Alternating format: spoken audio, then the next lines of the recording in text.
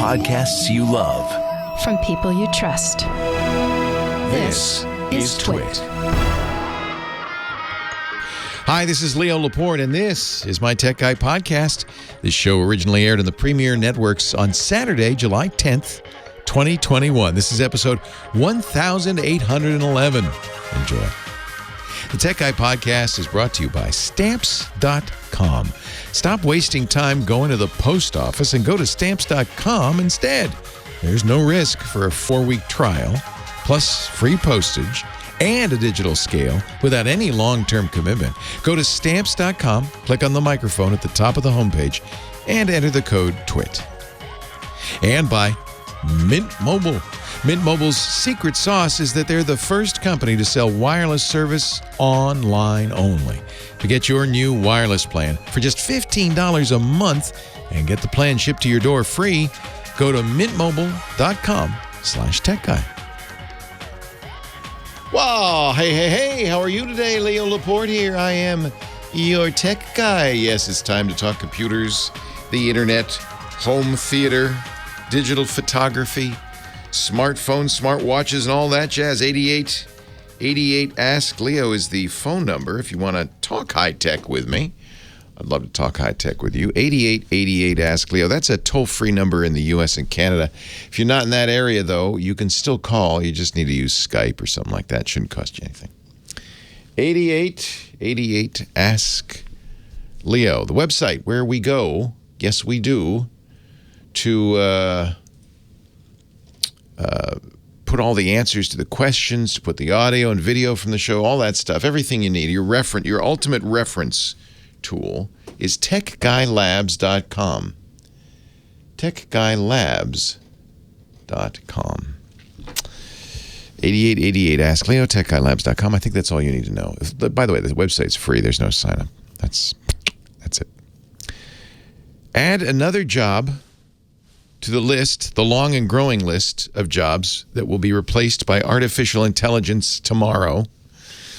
Mine. My job. MIT Technology Review article about companies, there are quite a few of them, it turns out, that are making AI voices, computer voices, that sound like real announcer people. There's a company called Well Said Labs, for instance, that has 8 new digital voice actors. Tobin is energetic and insightful. Paige is poised and expressive. Ava is polished, self-assured, and professional. Each one is based on a real voice actor, but they read a few things, and then the computer said, I got it. I'll take it from here, and that's that. No more work for you. Traitors. You traitors. Do you want to hear some of these? See if you can tell if this is a computer voice or not. This is one that would be let's say, a customer service. Thank you for calling our department store. How can I help you today? That sounds a little robotic.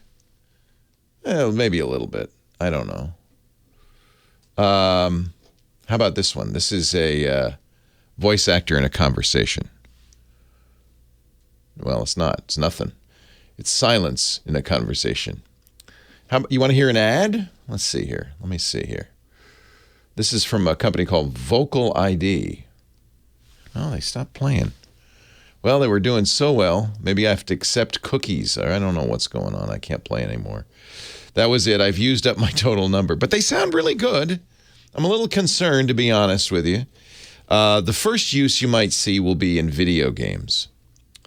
This is a company called Obsidian that makes video games. And if this plays, maybe it's not going to play. The following voices are entirely computer generated. Yeah, it's not going to play. You know, even the tech guy has problems with tech. I don't know why the first one worked and none of the subsequent ones. Maybe they don't want you to know. They're pretty good. Let just take my word for it.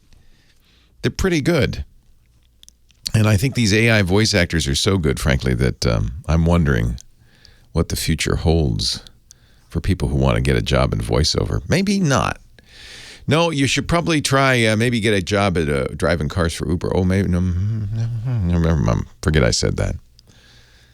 more and more computers are taking over. The billionaires are going in space, sort of. We've talked before about Jeff Bezos, who ended his tenure as CEO of Amazon this week. He's now just chairman of the board and having fun with his space company, Blue Origin. He's going to go up in space later this month. He's going to go 100 kilometers up and then come back down in the New Shepard. This is now what the billionaires do.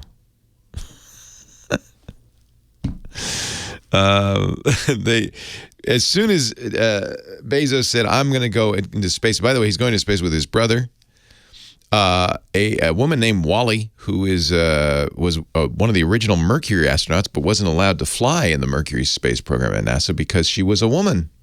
So she's going to get to go into space. And then some unnamed millionaire who's bid $28 million to join them, 4 of them going up in the New Shepard rocket. But as soon as Jeff Bezos announced that, Richard Branson, another billionaire, owner of Virgin, said, well, I'm going to do it, and I'm going to do it July 11th, tomorrow. Mm-hmm. So I'm going to beat you to space.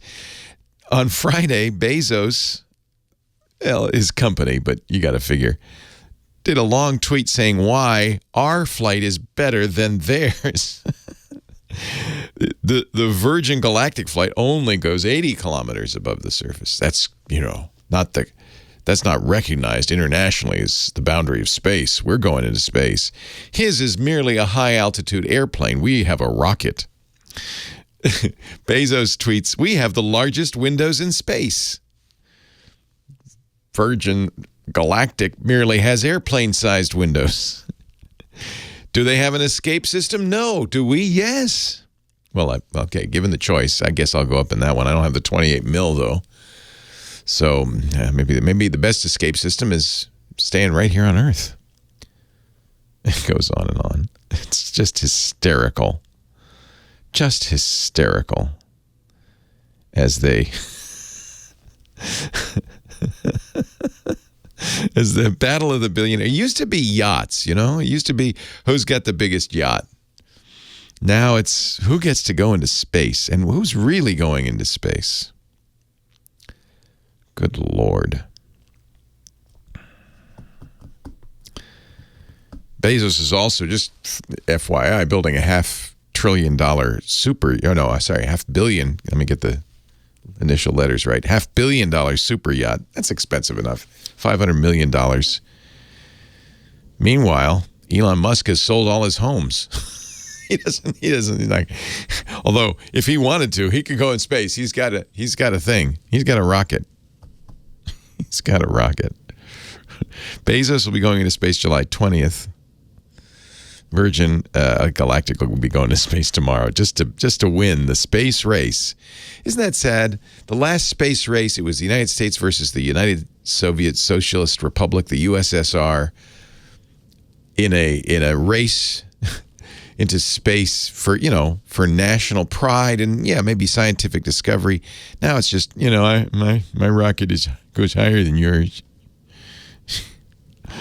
Oh my. We've come a long way, baby. Now, a lot of people there's a petition going around saying, quite a few signatures too, that Jeff Bezos should just stay in space. Shouldn't be allowed to come back. New York City has opened a cyber attack defense center in a skyscraper in Lower Manhattan. Coalition of government agencies and private businesses, 282 companies together sharing intelligence of potential cyber threats. Oh, that sounds useful. Okay. Good. That's good news. Actually, the biggest cyber threat right now is ransomware, right? President Biden actually brought it up during a phone call with Putin. President Putin, he said, you're gonna have to do something about this. I don't think he said it just like that, but Jen Psaki, the White House press secretary, said during the press briefing, quote, REvil, which is the big ransomware company that brought down Colonial Pipeline and is now currently in process of bringing down thousands of others. Operates in Russia, she said, and other countries around the world. Oh, and other countries around the world. She probably said that quiet. Operates in Russia and other countries around the world. Said that quietly. And we do not have new information suggesting the Russian government directed these attacks. Oh, but we also believe they have a responsibility to take action. What? Okay. The president made clear the United States will take any necessary action to defend its people and critical infrastructure. You know what we're going to do? We're going to create a cyber attack defense center. That's what we're going to do. So there, take that, Vladimir. And finally, if you want to invest in something really valuable, buy a sealed copy of a classic game. The Legend of Zelda, for instance. Sealed copy of The Legend of Zelda, which was a game for the Nintendo NES, the Nintendo Entertainment System. Oh, how many years ago is that? Many, many, many moons ago. Somebody never opened it. It was under a Christmas tree. Kid said, I don't want that game. Put it in the closet. Mom found it later. I'm making up this story. Said, I wonder if this is worth anything. Went to the Heritage Auction site. Sold it for $870,000. A new record. Now, I'm going to guess that whoever bought it is not going to open the seal and play the game.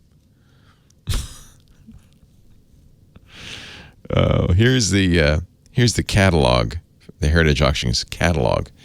While it is a hard truth, it is a truth nonetheless. None of the copies we've offered of this title previously could even attempt to hold a candle to this one, due to its incredibly rare variant that holds early production status. What? It's a Rev. This variant was only produced for a few months in late 1987. It's so rare. It's so rare that there's only 1 million of them. Essentially, they said, this copy is the earliest sealed copy one could realistically hope to obtain. Well, that's worth at least $870,000. Goodness gracious. Which means we're on our way to 1 million. I figured I'll be coming at you in a couple of weeks saying, well, they've just sold a video game for $1 million. $1 million smackers. Sealed in the box. You know, those Beanie Babies I've been holding on to might be worth something someday after all. 8888 Ask Leo. That's the phone number. I'd love to hear from you. Let's talk high tech.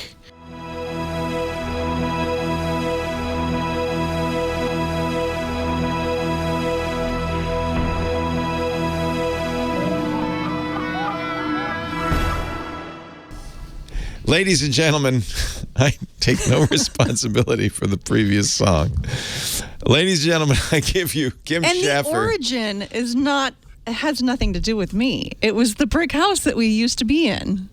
Oh, yes, that's true. Or at least that's my story, and I'm sticking to it. Yes. The name of the studio, this is the East Side studio, because we moved on up to the East Side. But previously to this, the studio for the Tech Guy Show and all of the TWiT podcasts was in a brick building we called the Brick House, because it was built with the bricks from our audience. They'd bought bricks for the wall. Correct. Boy, that story really excited people. I am so glad. Hi. Oh, hello, Kim. Hi. Hi, how are you? Did you enjoy your 4th of July? I did. We had fireworks. I wore a Star-Spangled Hat. I saw these fireworks. Yeah. I was driving home at the time the fireworks were going on. The best 4th of July I ever had was I was in an airplane on the evening of the 4th. Oh, that's cool. Flying over the country. So you saw I saw all the fireworks. I saw all of them. That's neat. I mean, they're not as spectacular from 35,000 feet, but they're still pretty good. And you see them all, which is kind of cool. You see every little town in the country, they got their, fireworks above them. So that's kind of cool. I have to book another flight on the 4th to do that again. It's like me trying to be on the Ferris wheel at the fair right at 9:30 when the fireworks go off. Yeah, and hope that the Ferris wheel stops at the top. Yeah, exactly. Yeah. Good luck. Not likely. Kim answers our phones so that we can take your call, so that we can talk high tech, who should I start Well, I the day wish with? Thought was here today because Janice is buying her first TV ever, which I find highly odd, but Well, let's talk to her. yeah, line 3. Wow. Hi, Janice. Leo Laporte, the tech guy. Hi. I know this sounds crazy because I'm in my 60s, but I've always had a husband or a boyfriend or some guy to get my TV, and Yes. now I'm by myself. And You are woman, hear you roar. Time to go to the TV store. I know I don't need a lot of fancy stuff. I don't want to pay for things I'm not going to use or care about. Yeah, I don't blame you. It's funny because my wife says you can't die because if you do, I won't know how to turn on the TV. And Exactly. this is not good. We need to change this this situation here. Okay, tell me what do you got right now? This thing that some old guy bought for you way back when. I have a 32-inch. Oh gosh. I know. You didn't say he was a cheapskate. Holy cow. Okay, well, we first of all, you're going to get a bigger TV than that, and a lot bigger. Yeah. People sometimes coming from the old school tube TVs. 32-inch was giant in those days. It was 800 pounds, and it was 4 feet long. You know, I mean, because tubes, in order to get that big, had to really be big. But now with the flat screens, we don't have that problem, and so you probably want to get much bigger than you even think. You know, sometimes people go from 32 and say, well, I'm going to get a 40. That'll be amazing. And it turns out it's really dinky. So what you really want is probably to start at 55-inch. How far back from the TV are you going to sit? I don't know measurements. A few feet? More than a few. More than a few. You're not sitting right up close to it. It's across the living room. Yes. Yes. Okay. So you really do want 65 inches, probably. And I know that sounds crazy going from a 32, and when it arrives in your home, you're going to think, "Well, that Leo was nuts," but you'll get used to it, and everything is really what you're doing now is you're making a home theater, and you'll find it so much more fun. And with the quality of television these days, not the content, that's terrible, but the 4K high definition, all that. It really looks great, and you know, so you're going to really enjoy this. I would say for your first TV, you could probably save money and go with TCL, which is a Chinese company. They're trying to get in the market really hard. TCL and Hisense make excellent TVs, but because they're not well known in the U.S. yet, they're really pricing them very aggressively. And a TCL will have built into it a Roku, which is nice because that's the streaming content. So you can join the Wi-Fi and now get Netflix and all that stuff, which really is probably the way people watch TV these days. You might also want to get a sound bar to go with it, so you have some decent sound. Vizio makes some excellent, inexpensive sound bars. VIZIO.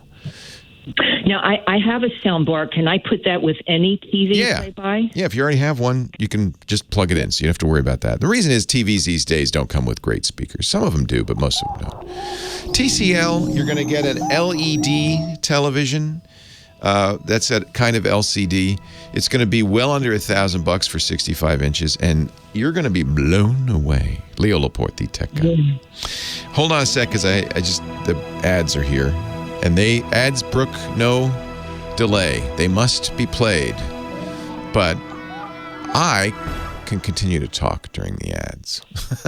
Okay. So, because I know that was quick, and that was like the quick answer. Are there other things you'd like to know?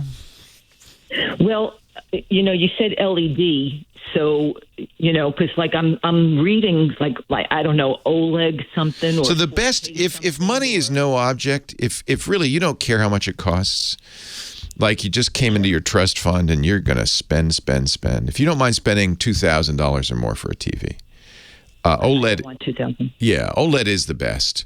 But honestly, this is going to be such a big jump for you anyway. Right. I don't want you to hurt your eyes. You're going to want to build up to this. TCL is excellent. Yeah. These are excellent quality. Get the Series 6. Get the most recent ones. Series And it won't. You can go to a big box store. You can go to a Costco or Sam's Club, place like that. Well, because they have them. They have good prices.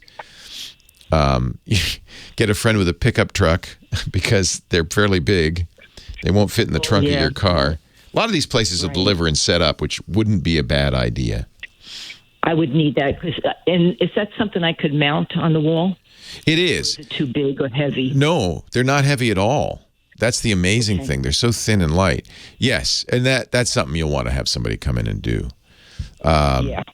And I would suggest not mounting it above eye level. Sometimes people want to put them over a fireplace.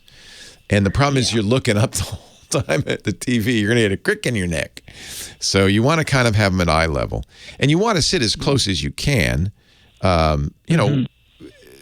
Obviously, you don't want to reconfigure your living room just to watch TV, but you want to sit as close as you can.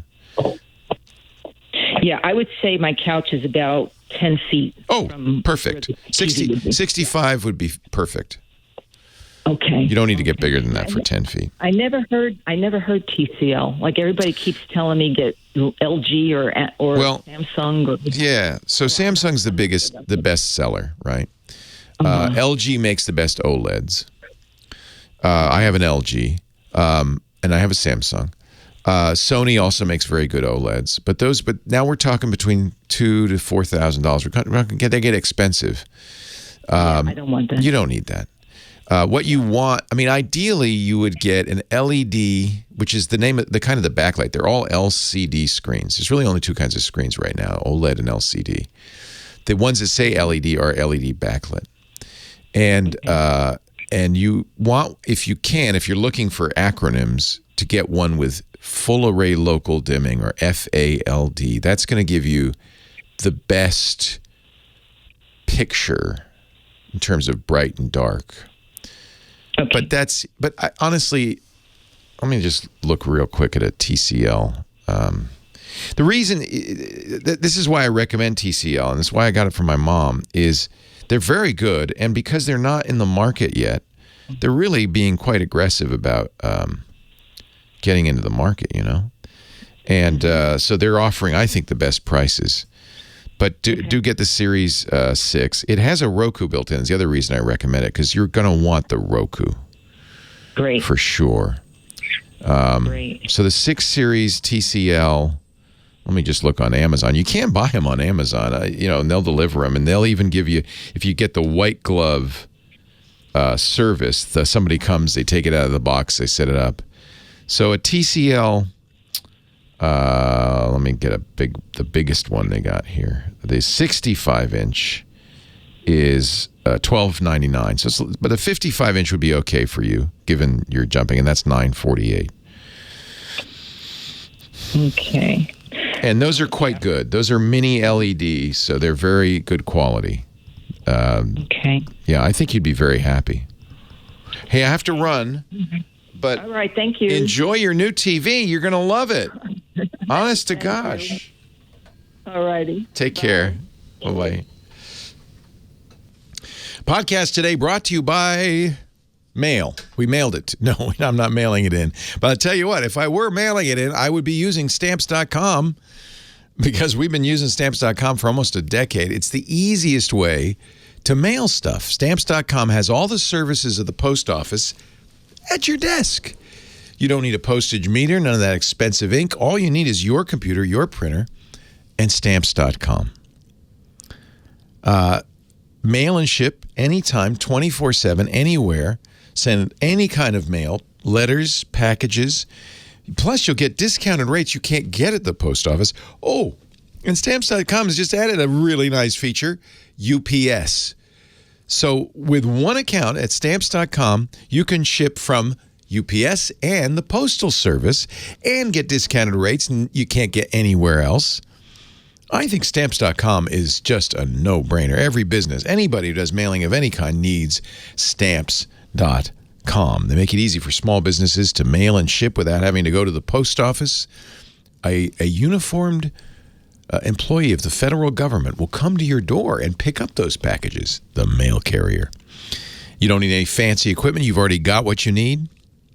It's just great. Nearly 1 million small business owners like you save time and money with Stamps.com, and up to 40% off U.S. Postal Service rates, up to 66% off UPS shipping rates. And with their Switch and Save feature, you can compare carriers to find the best rate every time. Stamps.com will even make suggestions. You could save money if you sent this media mail. I mean, frankly, the only thing I don't understand is why you're not already a customer. Stop wasting time going to the post office. Go to Stamps.com instead. There's no risk. If you go to Stamps.com, click the microphone in the upper right-hand corner. The promo code is TWiT. Please use that so they know you saw it here, TWiT. You'll want to use it because you get a really good offer. 4-week trial, free postage, lots of it you can use over the lifetime of your membership, a digital scale. There's no long-term commitments. There's no contracts. It's really easy. I almost want to say it's a no-brainer. Except I don't want to insult you. You should go. Just try it. Stamps.com. Click the microphone at the top of the homepage. Type in TWiT. Never go to the post office again. Get all the benefits of the USPS and UPS. Save money. Save time. Smile at your neighbor. Life is beautiful. And it's all thanks to Stamps.com. Stamps.com. Please. Click the microphone. It's right there in the upper right-hand corner there. Type in TWiT. That's the offer code. I can't say the deal. They want you to find out for yourself, but I think you will be pleasantly surprised. It's a great special offer. I've never seen anything like it. Stamps.com. Thank you, Stamps.com, for supporting the Tech Guy Podcast. Now back to the show. Now this is appropriate. Leo Laporte, the tech guy, was talking with Janice about her first TV. And she said, yeah, everybody's telling me Samsung or LG. And it's, there are a lot of brands. If we put them on tiers, first tier brands are Sony, Samsung, LG. Those are kind of the high-end companies. The second tier brand, maybe Vizio is a good one. Honestly, I think TCL and Hisense, which are the lesser-known Chinese companies because they're trying to get in the market, should be really in the second tier. They're quite good. And you're going to get, any TV you get today will be a smart TV in the sense that it will have the ability to connect to the internet and stream television content through Netflix and Amazon Prime and all the other channels. They'll all be 4K because that's it. Good luck finding anything not 4K. And they'll all be high dynamic range, HDR. So you want 4K Ultra HDR. You want all of that. And all of them do pretty much the same thing. By the way, if you're joining us, hoping to hear Scott Wilkinson talk about this, he's not here. That's why I'm talking about it, because he's taken the week off. Went to Santa Cruz, having a nice little vacation in the sun and fun capital of the Central California. So I'll do the honors. There is, and we talked about it last week, this new QNED. I would suggest, especially since this is your first time buying one of these modern TVs, I would suggest not going with the buzzy new technologies. Let's wait and let this shake out. LG is shipping QNED TVs that are mini LEDs. This is the hot new thing. In fact, Apple just shipped a mini LED iPad at great expense. The idea, to help you understand what's going on here, besides a lot of marketing hype, there's really two display types, as I mentioned to Janice. There's OLED, organic light emitting diode. Those are direct view. The dots on the screen are actually the LEDs, and they change color, and you're looking directly at them. So that's called direct view.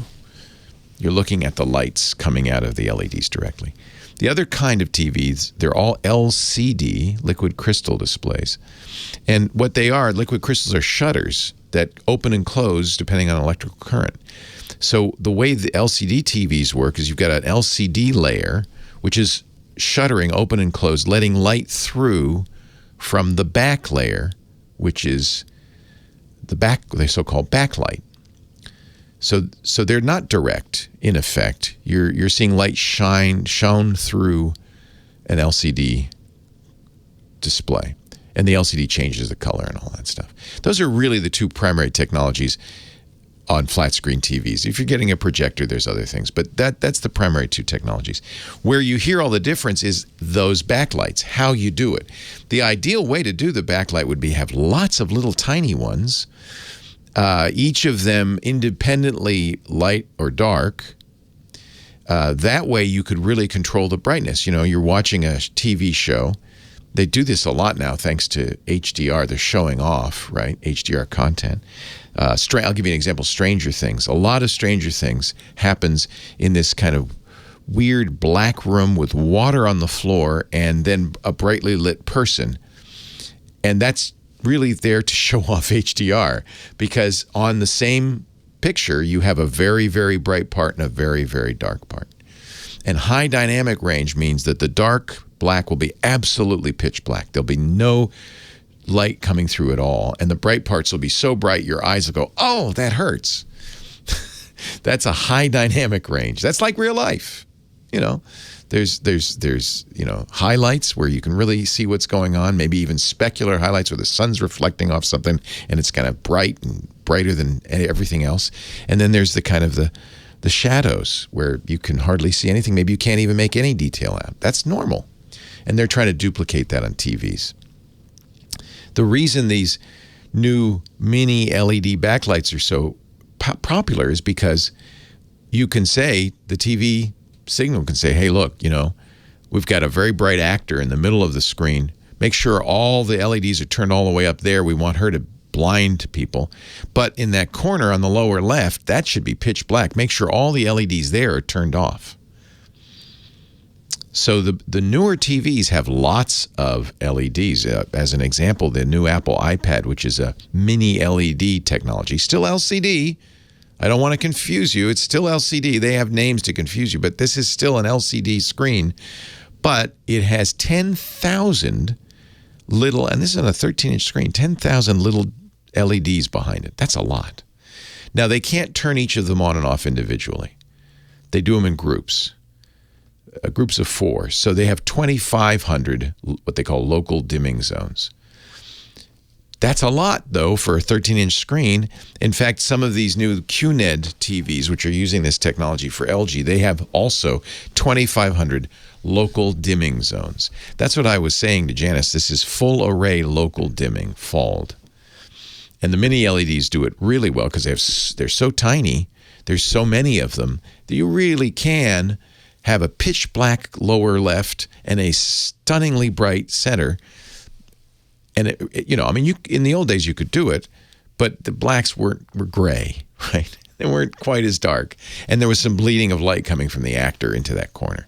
But these newer TVs, and that's going to give you, I think, the best result if you're looking for high dynamic range content. If you're looking at the more modern stuff, that's going to give you the best result. Now, if you're watching I Love Lucy reruns, it doesn't really matter what you've got. Well, actually, you know what? I'm going to qualify that. In the early days of high definition TVs, we're now at ultra high definition, but in the early days of HD, some of these TVs looked great if you gave them HD content. Didn't look so good if you had lower quality content, like I Love Lucy, which is called SD, standard definition, because it would look all jaggedy. Truth is, I Love Lucy was created for very low resolution TVs, you know, your old Zenith. It only had at best a few hundred lines of resolution. So it was kind of low quality. It was smeary. And when you look at it on a high quality display, it really looks bad. So all of the newer TVs now, since the early days of HD, all the newer TVs have circuitry in them, computers in them, that they call it upscale, that improve the quality of low quality video. So the truth is, I Love Lucy will look better on a better TV, not because the original source material is good at all, but because they can kind of enhance it. So it is true that the circuitry in your TV is almost as important as the panel, the display. when we talk about OLED or QNED or LCD or LED, we're talking about the panel, the display. Then there's computer circuitry putting the picture up on that display, and you want both of them to be good. As I said, I think the TCLs are great displays.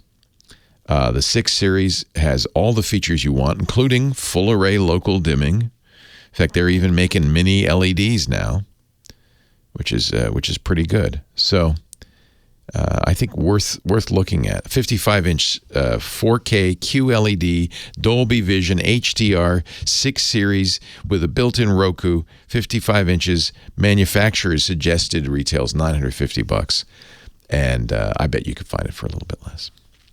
So there, I just did Scott Wilkinson's segment for him.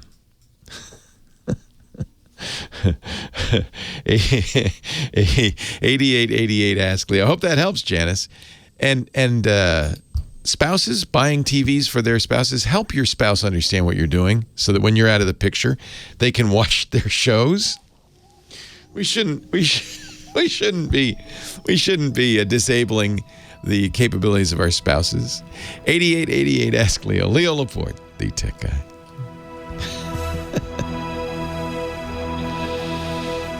Are you being sarcastic with me, Brettcon5? He says, built-in Roku really sizzles.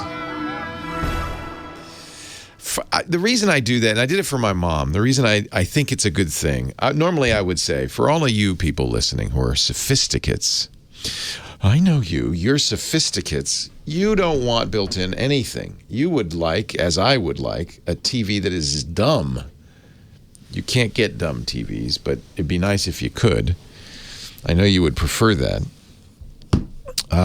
But for people somebody like Janice getting her first TV, I don't want to have to explain, and then you need to go out and get an Apple TV or a Roku box, connect that to the internet.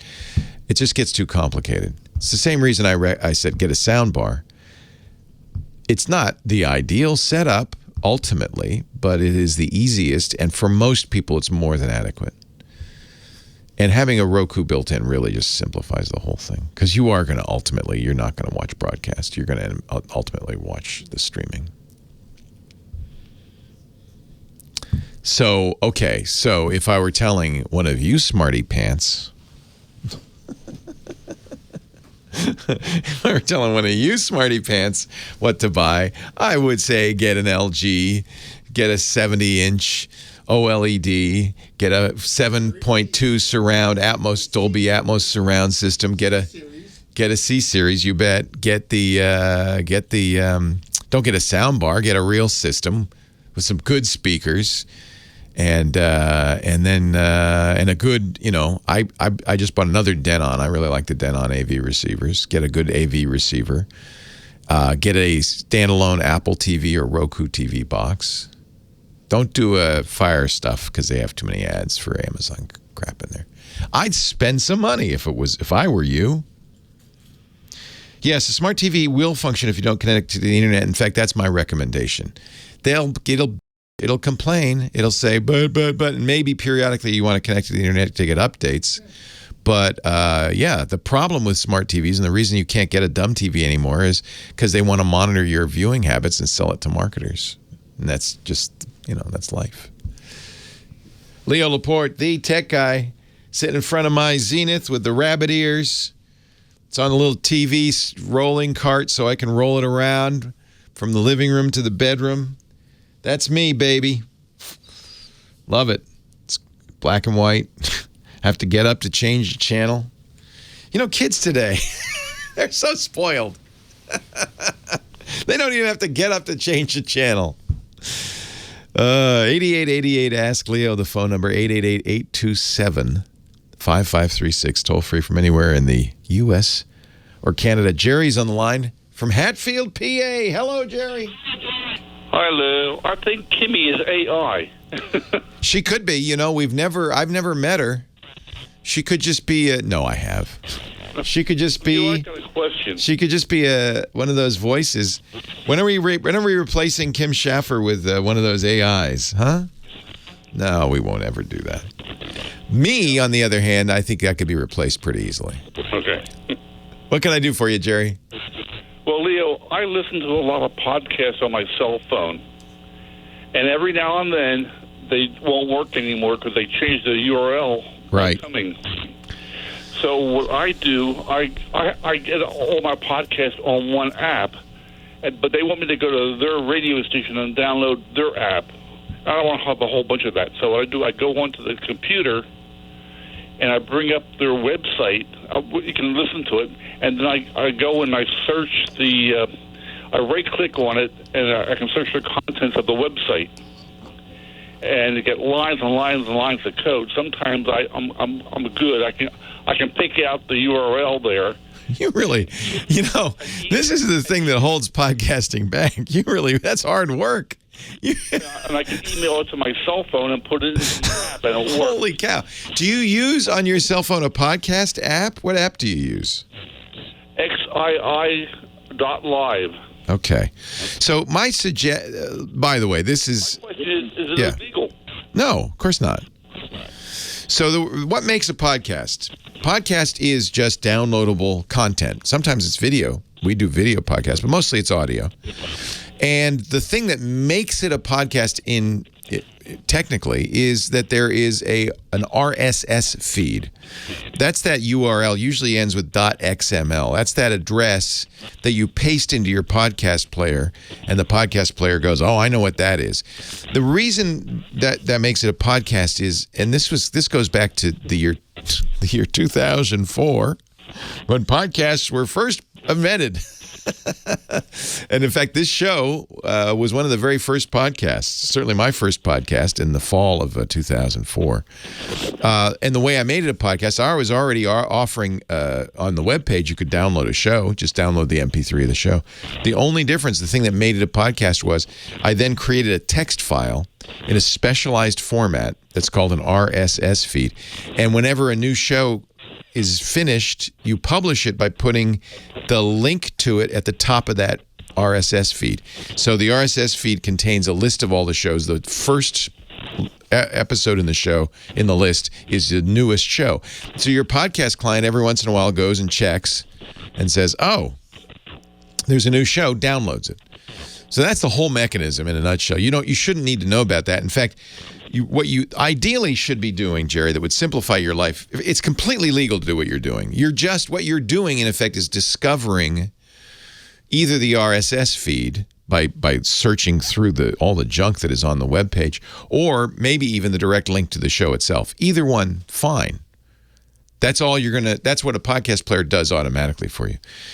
My suggestion, if you listen to podcasts, is to use a podcast client like Pocket Casts or Apple's iTunes or Google's podcast. My favorite is Pocket Casts. And subscribe to the show through its directory. So go to Pocket Casts, search for the Tech Guy. It'll find it, and then you say subscribe. The reason you want to do it that way is in most cases, this will all be handled automatically for you. If the podcast moves, if it's done properly, if the people who are doing the podcast know what they're doing, they will send an automatic signal to the podcast player, oh, this feed has moved, use this feed, and it'll change automatically, and it'll be completely transparent to you, and you'll get it automatically. That's the ideal. By doing it by hand, it means you have to do all that work. So, and in the early days of podcasts, it was hard to get them. I spent a lot of time back in the mid-2000s, 2005, explaining to people how to get this. But nowadays, ideally, you just subscribe to the show in your podcast player, and all of the rest is handled for you automatically. It's downloaded automatically and so forth. Apple's actually changed this a little bit, and I'm somewhat concerned. It used to say on Apple Podcasts and every other podcast player, subscribe. But it was a little bit of an issue because normally when you say subscribe, the implication is you're going to pay a subscription fee. But in fact, podcasts are almost always free. Subscribe doesn't mean pay a subscription fee. It merely means keep track of this feed, and whenever there's a new show, download it. And Apple realized, this is confusing. So they've changed the word subscribe to follow. And they've also changed the meaning. Follow no longer automatically downloads the shows on Apple Podcasts. It merely notifies you there's a new show and lets you say, okay, yes, download it. I don't like that. I think that makes it more complicated. We want to make it as easy as pie. You know, speaking as a early podcaster, it should be as easy as just punching a button on the radio. You know, of course, radios don't have buttons anymore, but you know what I mean. It should be easy. So that's kind of why I don't like Apple adding this extra layer of, oh, and by the way, now you also have to explicitly say download this. So subscribe. It's free. But it'll automatically update for you, and it's completely legal to find that show. You know, speaking again as a podcaster, I want you to listen. So anything that you do to find that show is great. Thank you. It's not illegal. Mark, Palm Springs, you're next. Leo Laporte, the tech guy. Hi, Leo. Hey, Mark. Good to talk to you. Good to talk to you. Man, long-time listener. Been in the TWiT house once. Nice. Honored to talk to you. Really. Thanks. Well, it's nice to talk to you again. Welcome. Yes. Quickly on the last caller, I have an app for him. Oh, good. That, I happen to know the developer intimately. It's myself, and it's called Desk Clock Radio. Desk Clock Radio. Yes, nothing to do with what I'm calling about now, but... well, no, let's give you a plug. That's awesome. Yeah, it's have a few thousand users. It's not huge. Is it on iOS, Android? Where is it? iOS only. iOS. Desk Clock Radio. And what does it do? You can play podcasts. It streams podcasts.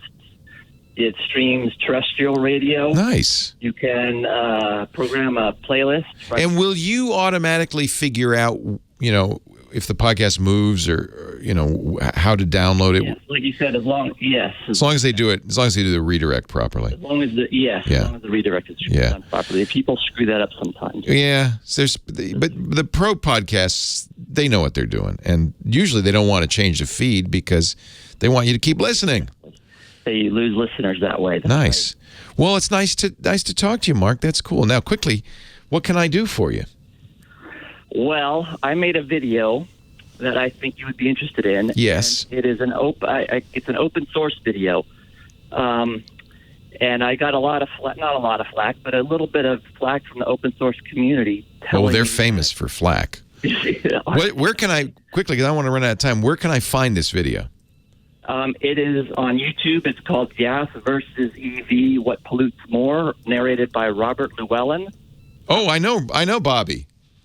Gas versus EV, which pollutes more? And Bobby Llewellyn is awesome. Yes. He fully charged. He does the Fully Charged podcast. He's fantastic. So get the one he does because I trust him. Hey, thank you, Leo Laporte, the tech guy. So, but you didn't do this. By the way, there's a lot of other ones that are BS, like this one from Gas Troll. That's me. Believe it or not. Are you Gas Troll?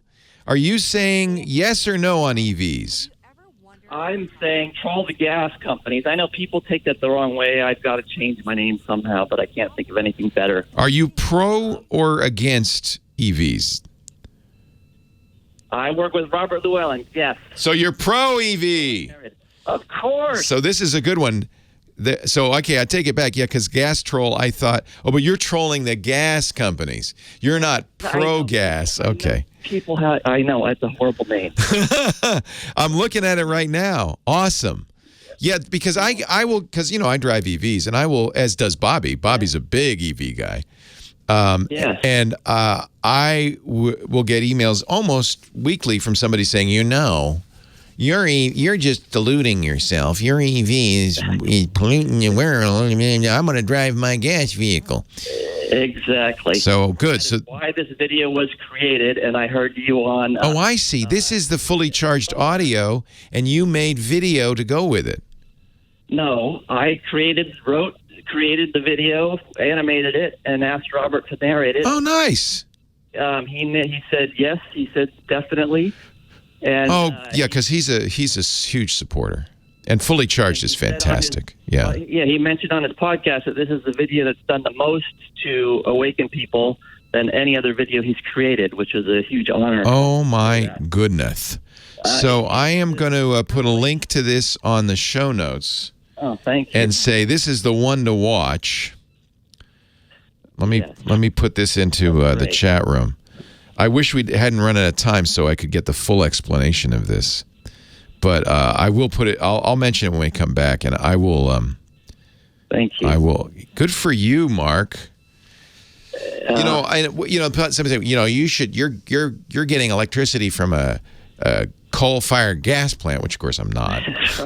But in fact, I have. Even if you are, it's still better. Centralizes it. What I discovered, believe it or not, just being in a little house, discovered that you can run 70 million cars off the electricity used to pump oil out of the ground, just in the U.S. and the offshore drilling. If you just took the energy to suck the oil out of the ground, that would power 70 million EVs. There's an error in this video, which it's not calculated correctly. I see that in the comments. Yeah. Yes, but it's insane. Then that doesn't even consider the fact that you have to transport it, you have to refine it, and then you have to burn it in your car. It's not good. You just can't compare the two. Yeah. I agree that ideally there would be no cars. Ideally, private ownership of cars would go away. But yes, of course. in the interim, it is better to drive an electric car than it is to drive a gas vehicle.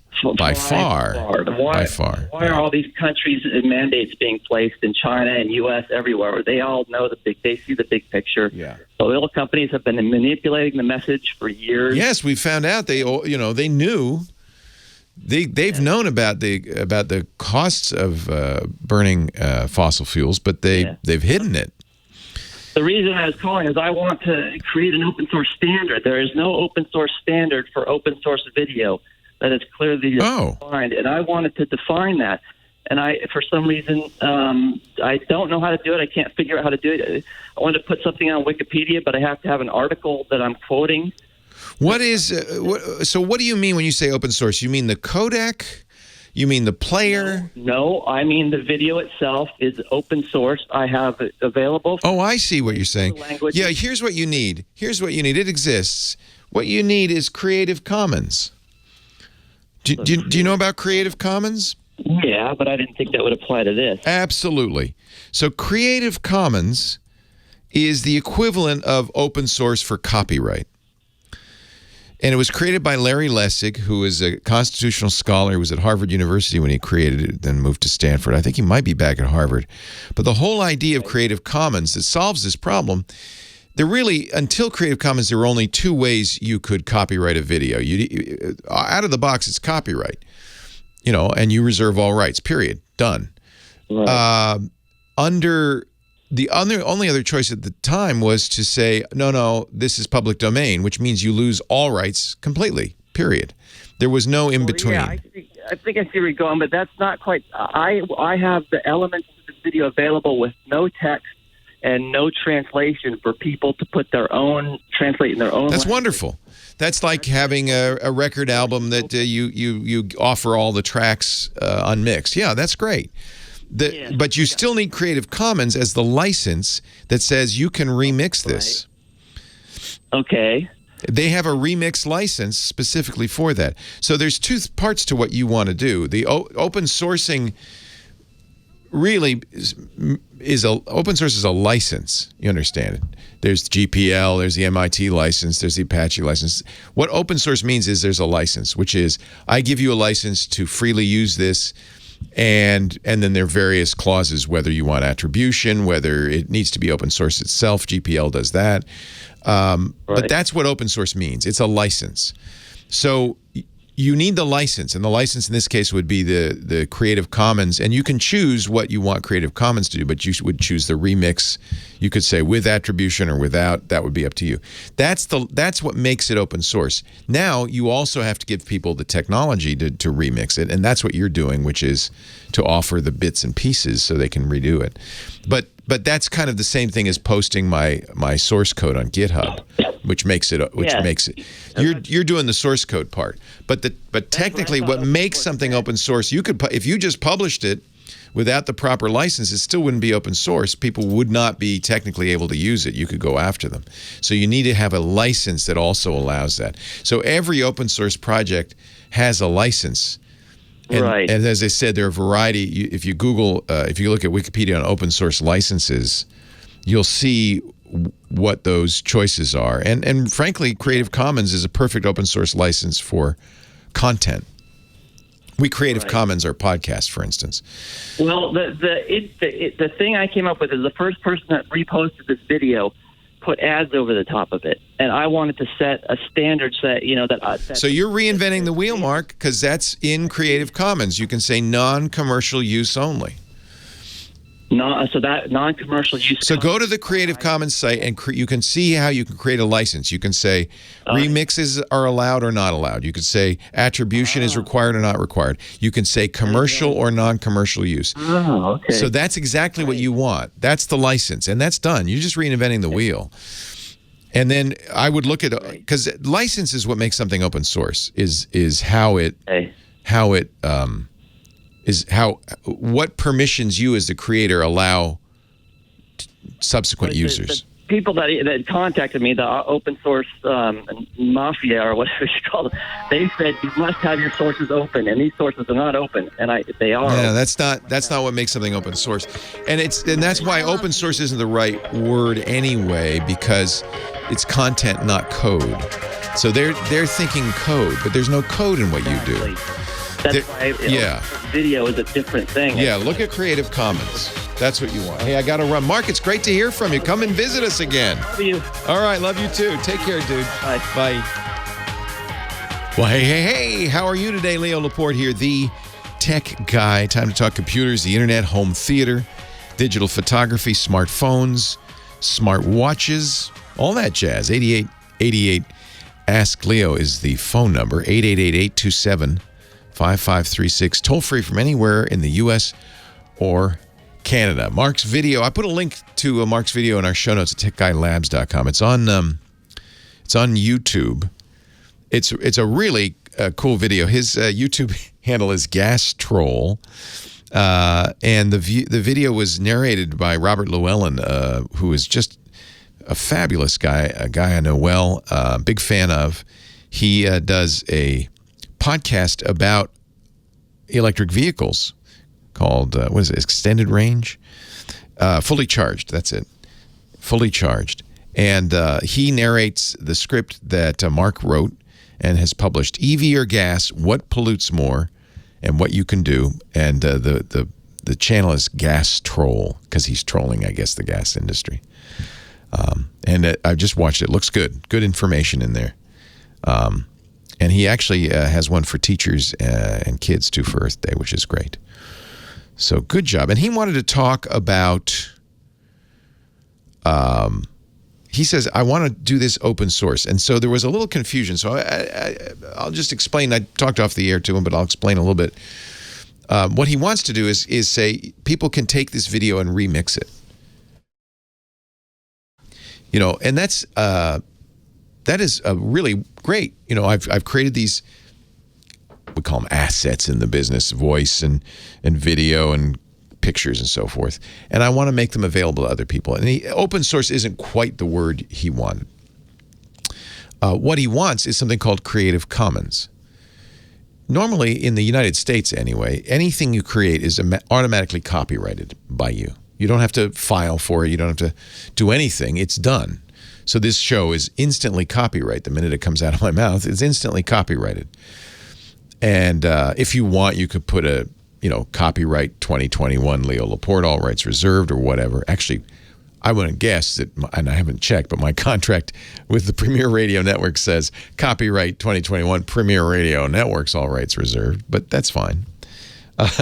Somebody owns the copyright. It's automatic. You can file for a copyright, and that makes it maybe a little bit easier to sue in court, but that's the only point of that. Copyright is automatic in the U.S. And then until recently, the only other choice was to say, I put this in the public domain. I assert no authorship or ownership of it. It's yours. And it was very binary. It's either I get all rights or no rights. Nothing in between. A guy named Larry Lessig, who's a constitutional scholar, brilliant guy, came along and said, we need something in between, because the truth of the matter is we all stand on the shoulders of giants. Walt Disney didn't make up Cinderella out of whole cloth. He didn't even make up Mickey Mouse out of whole cloth. at least in the case of Snow White and Cinderella, they were based on fairy tales, right? There is a vast body of content, literature and spoken word and music and everything that is part of kind of our cultural awareness, our consciousness. And ideally, to create new things, we take bits and pieces from old things, remix them, and come up with a new thing. That nobody creates in a void. You know, everybody creates based on their life experience, the other creations they've experienced. So Larry wanted to recognize that. So that's why he titled this The Creative Commons. You know, the commons were the central grassy area in the middle of New England Puritan towns where everybody could graze their cow. Everybody owned it. So he wanted a commons, something everybody owned for creatives. And this Creative Commons license is somewhere in between the I own everything, I reserve all rights, and I give away all rights. It's in between. You can say which rights you want. And that's exactly what Mark wants. The ability to say, look, I made this video. I don't want you to steal it and put ads on it. Non-commercial use only. That's one of the clauses you can use in Creative Commons. You don't have to, but you can. I want you to give me credit or not. That's attribution. You can choose that too. But so you can assert some rights. And the idea is when people create stuff, they shouldn't necessarily, as unfortunately Walt Disney has done with both Cinderella, Snow White, and Mickey Mouse, shut down any subsequent creations. They should let other people build on what they've done, just as, frankly, they've built on what others have done. You don't want to pull the ladder up as soon as you get on the boat. Sorry. Unfortunately, Walt Disney Company has a lot of money to spend in Congress, and the copyright bill to preserve, by the way, his copyright of Mickey Mouse is the term is extended longer and longer and longer because every time 1927 comes up, that's when Mickey Mouse was created. You know, normally copyright expires after a period of time. Every time that period comes up, they extend copyright just a little bit longer because Walt Disney doesn't want anybody to do another Mickey Mouse. Anyway, that's a long story and told better on another day. But there are ways to take your videos, make them available to other people to remix, to work with, but somehow, you know, limit what they do in the way that makes you comfortable. For instance, you can't take my stuff and sell it, make money on it. That's a good way to do it. CreativeCommons.org is the place for that. Jerry in Santa Rosa is next. Leo Laporte, the tech guy. Hi, Jerry. Oh, hi, Leo. How you doing? I'm well. How are you? I'm doing good. Really good now. I wanted to call, let you know, I was going to call last weekend, but I just didn't get time. I talked to you a couple of weeks ago about the problem I had with my modem. I remember, yeah. Dropping signal. Yeah. Yeah, and I wanted to let you know, I finally, after fiddling around with all my own, you know, homemade type fixes, I finally called Comcast up, and they said, come and check this out. Yes. And they did. They confirmed that... and I think we talked about this. They're going to check what the quality of the signal is coming into your house, but then maybe they also want to check the signal once they're in your house. What did they find? Oh, they found that all the cable connectors are so old that they were just fouling up the signal that was coming in. Yeah, your in-home wiring. Yeah, which they're not responsible for. But, yeah, and they were great about it. I mean, they started from out at the street and worked their way all the way through the house, replaced all the little cable ends. They did it themselves. Good for them. You know what? That's good customer service because technically that's on you. You're the homeowner. But I know. Good for them. I was afraid about that. I even said something to him about it. But then, I don't know, he said something that I don't remember now. But, look, they want you to be happy. They want you to stay a Comcast customer. Yeah. Good. But I thought it'd be nice to know that this was fixed and it was a problem from longevity, if nothing else. Yeah. And by doing that, they almost fixed the problem. I still had a couple other dropouts, which I just replaced the whole modem with another brand, and I have no problems now for a week. So that's awesome. That's awesome. I think I raised that, didn't I? I talked a little bit about that. You know, too many splitters, that kind of thing can degrade the signal. And they can tell with a signal meter, they can see exactly what they're putting in the house and what's in the house. That's exactly the point that he showed me, the signal meter. And he showed me the reverse signaling from the shortages that were going back out. Yeah. Showed these the other reason, by the way, the other reason they do that is because you're sending that junk, back out. Yeah. Because everybody on a cable system is on a shared network. So effectively, so they don't want you to pollute their signal. So that's good. Often they'll put something in between, on the outside, in between you and the outside world to keep that from happening. But it was nice that they decided, let's fix this at the source. That's the right way to do it. Yeah, it was awesome. And, well, here's the thing. I thank you because, you pretty much put me on the track of really just go forward with that, even though I diddled around a little bit trying to do a few things myself, like disconnect splitters and just go straight direct line right from the street with just a couple connectors. But all those connectors are a problem. Yeah. And the ones they rust. They corrode. Yeah, well, they weren't that old. They were only 2 or 3 years old. That isn't that old. They might have been low quality, too. That's another thing. If the cable company puts them in, they're generally higher quality. And the materials used, you get them at the hardware store, it might not be as good. Well, I'm so glad it got fixed. That's fantastic. Well, I thank you for your help on that. You're very welcome. And you know what? Credit to Comcast for doing the right thing on that. We slam them all the time because they're a big monopoly, and sometimes they act like one. But in this case, they did the right thing, and they took good care of you. And I'm glad your signal's better. That's great. Things are all good. Good. Thank you, Leo. Thanks, Jerry. See, happy ending. Sometimes. Just don't ask me about your printer. No, I'm kidding. Rod Pyle is hysterical. Our space guy joins us every Sunday, and he's been sending me joke T-shirts. He sent me one a couple weeks ago that said, "Ask me a printer question and see what happens." His new one is just right for Jerry. It says, "Yes, your Wi-Fi stinks. Next question." That's not me. I'm a little more helpful, I hope, than that. 8888 Ask Leo is my phone number if you want to talk high tech. Johnny Jet, travel guru, coming up in a little bit too. Stay here.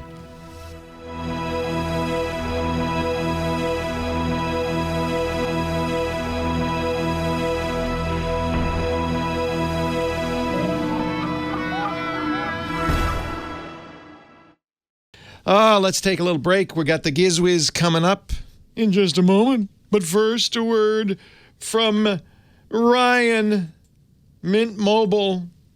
Ryan Reynolds owns Mint Mobile. The guy with the specs. There he is. He's on the Fox. I think the Fox is Ryan Reynolds. I'm just saying. That's what I think. I don't know. I could be wrong. Mint Mobile is the best deal and cell service. And their secret is amazing. They don't have stores. All the money, they were the first company to do this, by the way. All the money they save by cutting out retail stores, they pass along to you. They were the first company to sell wireless service online only. And that's why Mint Mobile can offer premium wireless service starting at $15 a month. Unlimited nationwide talk and text, plus high-speed data on the nation's largest 5G network. $15 a month. I know, it sounds like, okay, what's the catch? No, there's no catch. There's no hidden fees. There's nothing. That's it. You can bring your own phone if you want. Mint Mobile will send you a SIM absolutely free. Everybody else charges, not Mint Mobile. They'll send you the SIM, put it in the phone, keep your contacts. You can, if you want, move your phone number over even. It's easy. They also sell phones on their site. I got an iPhone SE from them that I thought was great, very affordable. And if you're not 100% satisfied, Mint Mobile has you covered with their 7-day money-back guarantee. The smart folks, the people who are in the know, they don't spend hundreds of dollars a month with the big carriers. They get the same exact service for a lot less with Mint Mobile. Switch now to Mint Mobile. Get premium wireless service starting at $15 a month. It's a great deal, and it's a great service. Try it. Mint Mobile. Go to mintmobile.com/techguy so they know you saw it here, please. And when you tell your friends, don't just say, oh, you got to go to mintmobile.com. Say mintmobile.com/techguy, and they'll say, what's this tech guy? Just say, trust me, that's where you get the deal. mintmobile.com/techguy. Your new wireless plan awaits. Unbelievable. Unlimited talk, unlimited text, high-speed data on the nation's largest 5G network. And it's a lot less. I literally cut my cell phone bill by 2/3. Mintmobile.com/techguy. $15 a month. Mintmobile.com/techguy. Plus, Ryan Reynolds owns it. So, he's a nice guy. I want Ryan to come here and do this ad. Ryan, mintmobile.com/Tech Guy. We thank him so much for supporting the Tech Guy podcast. I thank you, too, for supporting the podcast by using that address. mintmobile.com/Tech Guy. More cowbell. Leo Laporte, the Tech Guy. 8888 Ask Leo. Rich is on the line from Tucson, Arizona. Hello, Rich. Hey, Leo. Thanks for taking my call. Thanks for calling. What's up? I can't say that I've been listening since the Tech TV days, but I can say that without fail, I've listened to about the last 1,000 podcast episodes. So thanks for all the help over the years. Oh, wow. That's more than I've listened to. Thank you. I'm very grateful. We, for those who don't know, I have a podcast network. This show's on it, but it's a bunch of other shows for geeks called This Week in Tech at twit.tv.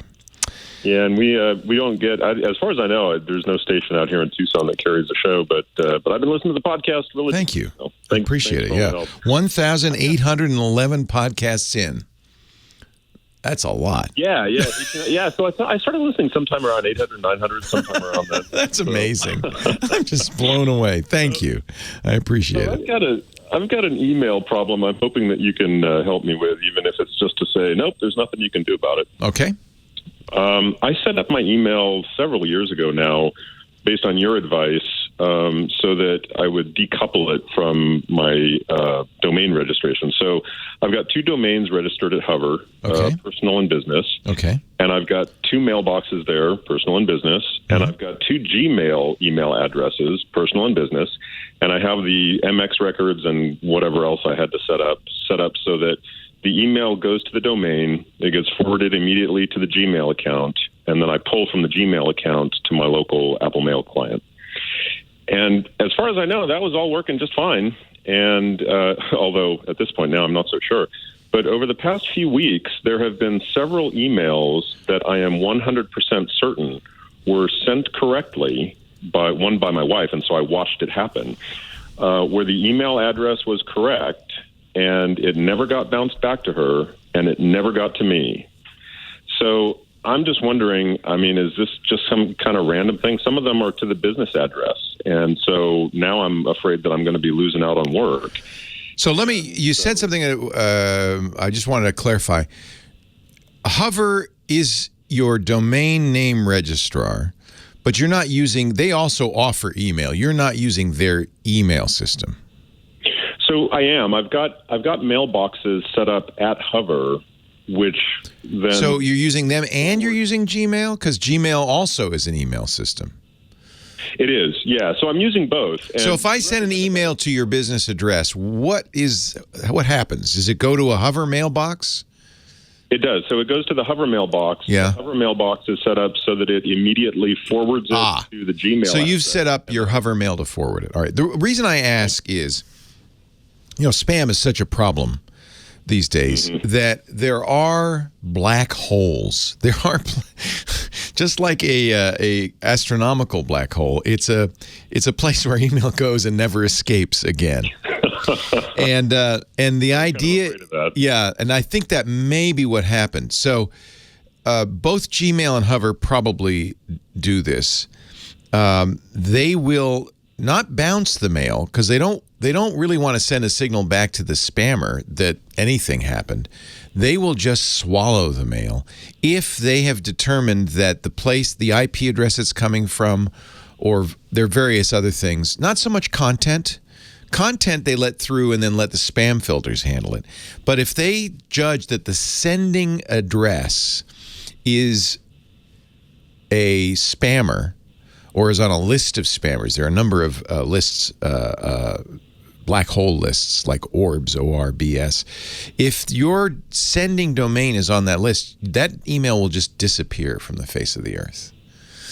So I'm wondering if I'm not sure if that's what happened or not, but... Well, in the case of the email that my wife, there's 2 of them now that my wife has sent. And again, so she knows my email address. I mean, it just pops up automatically. So it came from her. And who does she use for her outbound email? Does she use Gmail? Yeah. So it may be that Gmail did it, and do you know if it ever arrived at the Hover inbox? Do you save the stuff that goes to the Hover inbox? I don't, but I start saving it, because that's going to be a diagnostic. Okay. It may be Gmail is extremely aggressive, by the way, more than many, about rejecting fraudulent emails.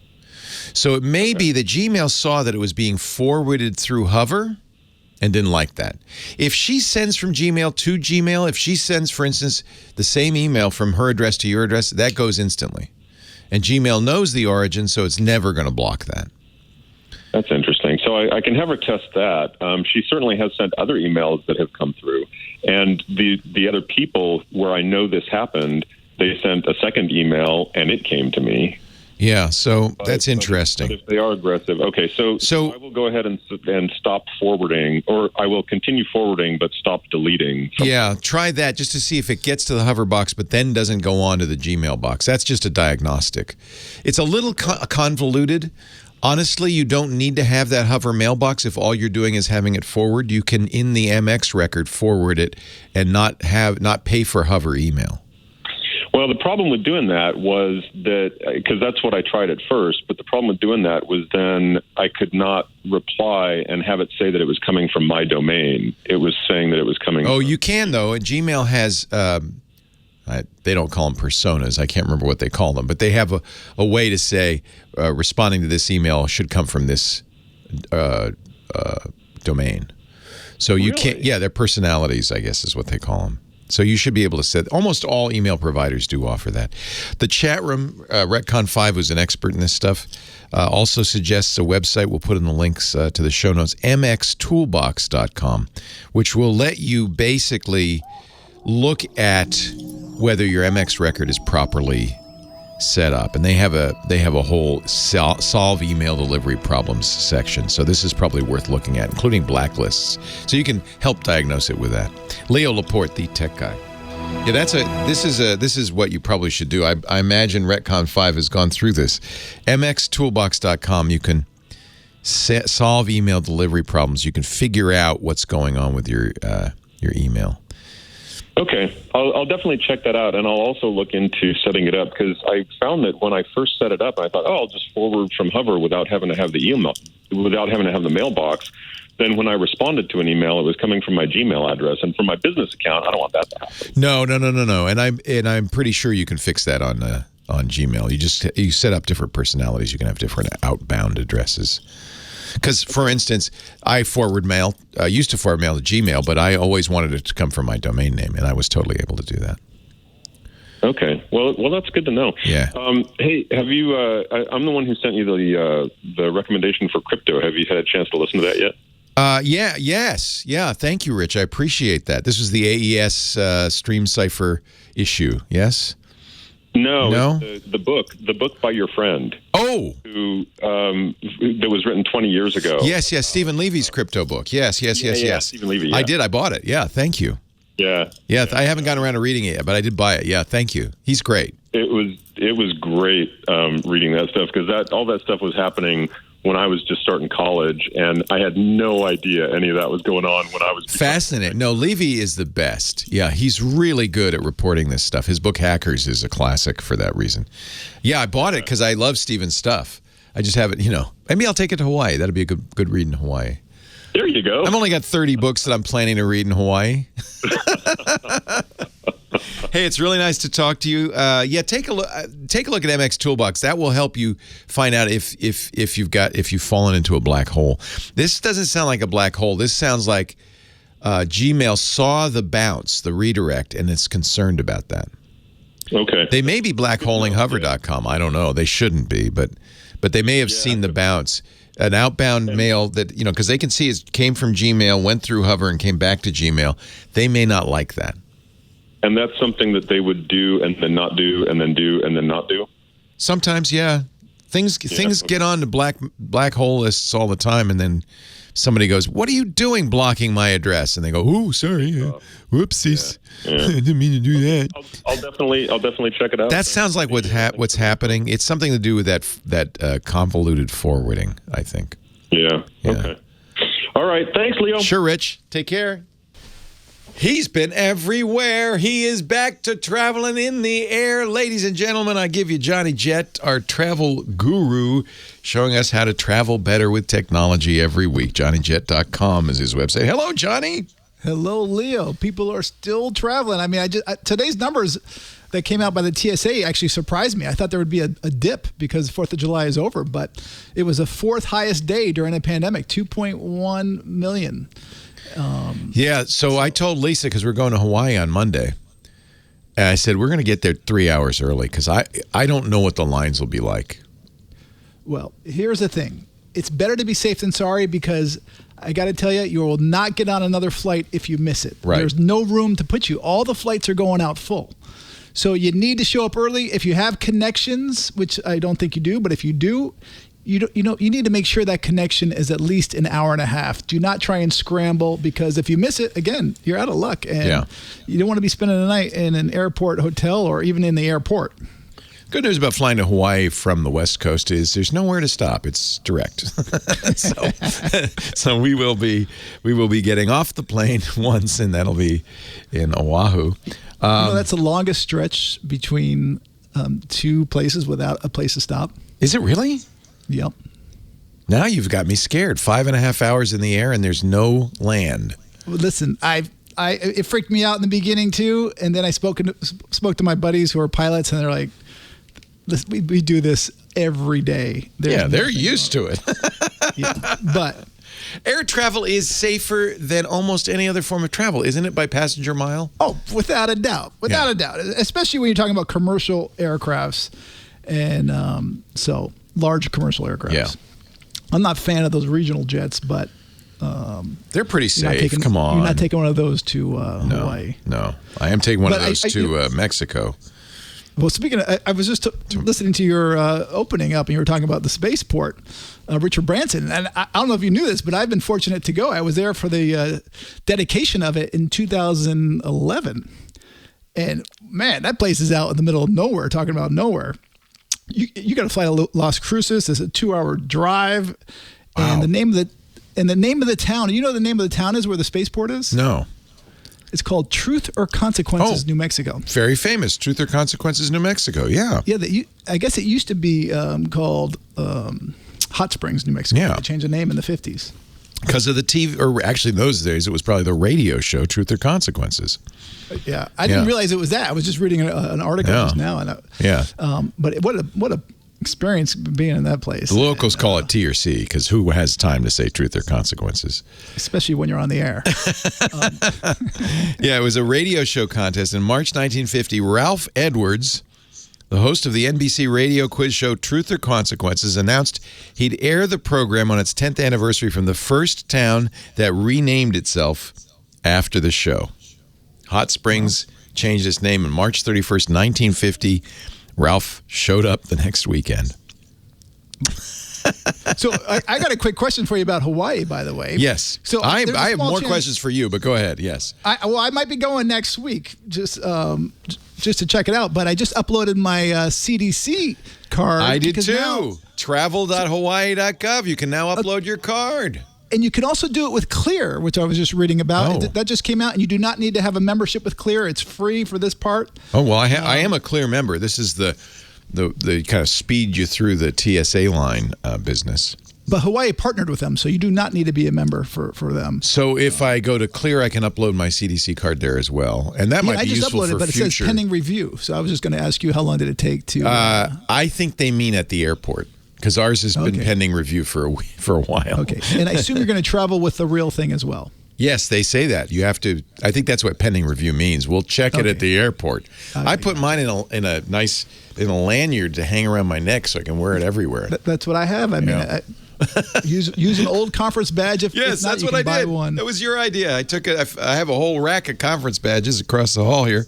I just took one off and put it in there, and now I'm an attendee of the CDC Vaccinated Club. Good. Well, I'm going to be curious to hear how long it takes for you to get through once you arrive. I can't. For those take who are pictures unvaccinated, of the line, it's a long wait. Yeah. Yeah, you should be able to just scan your QR code. That's why I'm going. I need to check it out and see what it's like. Is that really? That's why you're going to Hawaii, so you can just check it out, see what the lines are like. My wife's like, we're not putting the kids on the plane. I was like, well, I still got to go to Hawaii. I got to go, honey. Honey, I'm sorry. It's part of the job. Got to check the lines. Got to see, if there's any how the poke bowls are handling. I hear it's going to be pretty crowded on Waikiki Beach this week. It's going to be crowded everywhere. And, did you hear about the Maui mayor saying that he's asking the airlines to reduce capacity? Really? Because the island is overflowing with tourists. We're full, man. Yeah. I'm hoping that everybody will say, oh, it's too crowded in Honolulu. I'm going to Maui. That's what I'm hoping. I don't think it's going to happen. No? Oh, well. Now, and I think, but restaurants are still at a capacity. I think they can only do 75%, so it's going to even... That's why it's hard to get reservations, yeah. Exactly. Yeah. That's all right. I was just looking at hotels. I just want a plate lunch. I can get a plate lunch, right? I can just walk down the street, say, plate lunch, give me a plate lunch, and have some Spam, little right? You hope so? Yeah. Oh, boy. I would think so. That's why I CC'd my buddy Nathan on that email, because he knows it all. He was the Chamber of Commerce, right? He's with the tourism. He lives there. He breathes. Nice. Yeah. Well, I'm going to one of the restaurants he recommended. It's called Aloha Dinner or something. And okay, good. Yeah, I'm looking forward to that. I'm gonna have a moco loco. Yes. You get a loco moco. Loco moco. Yeah. It's like a hamburger meat. Hamburger on a pile of rice. It doesn't look that appetizing. It does. Don't photograph it. Just eat it. Enjoy it. Okay, good. And it has an egg on top too. Yeah. Yeah. But anyway, I wrote a post yesterday on 12 passport tips, and it's really important for people who are traveling internationally right now, because right now the State Department just came out and said the minimum is 8 weeks or 12 weeks. To get it back, even if you expedite it. So anyone who's traveling internationally, go to your drawer right now or your safe and look at that passport date. Find out when it expires, because if it expires within 6 months, some countries will not let you in, even if you're going for a day. Yeah, which is weird. Sure you get it done. But I guess they don't want you stuck. They don't want liability. Man without a country. True, but there's renew early and always check, get extra blank passport pages, because there's a little check mark when you do it, and they'll give them to you free now. They used to charge extra because you cannot get those added like you used to in the past. I used to just go to an embassy when I was traveling and they staple a few in there and I go, here you go, here's have some pages. Go ahead. Exactly. They don't do that now, no. So you'd have to get a whole new passport. So always check that. It's free. And I have a whole list of tips. I'll tweet it out. I think I just tweeted it. If I go to your website, johnnyjet.com, will they be there? It should be. If it's not, someone's in trouble. You'll find his newsletter there, his podcast. He also has a great YouTube channel. He's on Instagram and Twitter.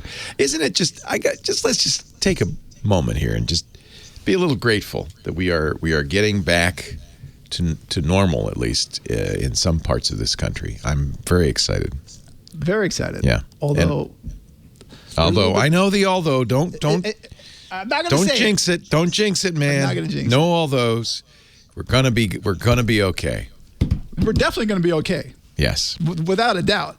Everybody should go out, get their vaccine, so you can have some moco loco. Yeah. Loco moco. Loco moco. I got to order the right thing. That's a totally different thing. Aloha Tables Loco Moco is, according to your friend Nathan, the best. So I'm looking forward to that. I hope. I hope you enjoy. Aloha, Johnny. I will see you in a couple of weeks. I'll be tanned, rested, and relaxed after I haven't traveled in a year and a half. It's crazy. Enjoy. Johnny Jet, johnnyjet.com. Thank you, John. And then I gotta go, says Kapua 808, clearly a Hawaiian, to Tanioka's for my Poke Bowl. It's in Waipahu. Are you flying Hawaiian or United? That's a good question. Or Alaska? United. Okay. And I hope, is it a good plane? Did you get? Is it a good plane? What, do they still fly bad planes? What are you talking about? Good plane. Well, in terms of the size, is Let it me a look wide at my body? TWiT. I'll tell you. Hold on a second. Is it a 787 or 777? I think they No, fly those. I don't think it's anything that good. I think it's a 737, but I don't know. Let me look. Hold on. Oh, is it I don't 737 Max?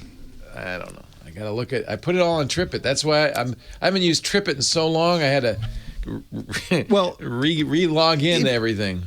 If you are on the 737 Max, which I know they're flying from LA because my neighbor is a pilot for United. Yeah. And he was like, I'm not happy about flying the 737 Max. And then when he got on the plane, he goes, I absolutely love it. He goes, it is a beast. Oh, the Max is the one that had the trouble.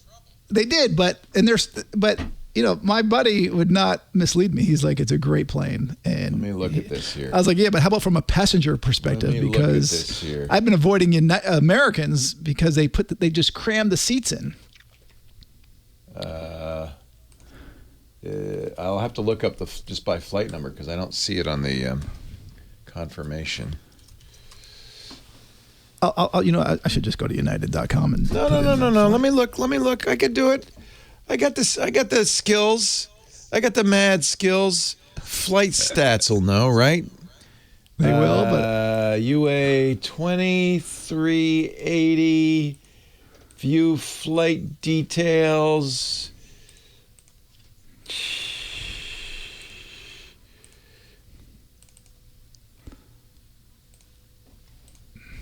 All right, I'm looking it up. I got no. So they fly the skills 777. whatsoever. Are you on the 840 in the morning? Oh, actually, they're flying all 777s. I'm on the 10 a.m. I think. 10:40 a.m. It's a 777. 777. Yeah, is that great. good, John? That's very good, especially if you got. We're first class. We're business. Oh, on the 777. You have. Can I lie flat? Seat. I can. Polaris. I'm bringing my jammies. That's what I was talking about, a good flight, because on their 737, they're just standard recliner seats, which are just a few inches more than It's coach, only 5 hours. Come on, man. It's 5.5, but listen, going to Hawaii always feels so much longer because you're excited. Going home, I've done it in like 4:15 before.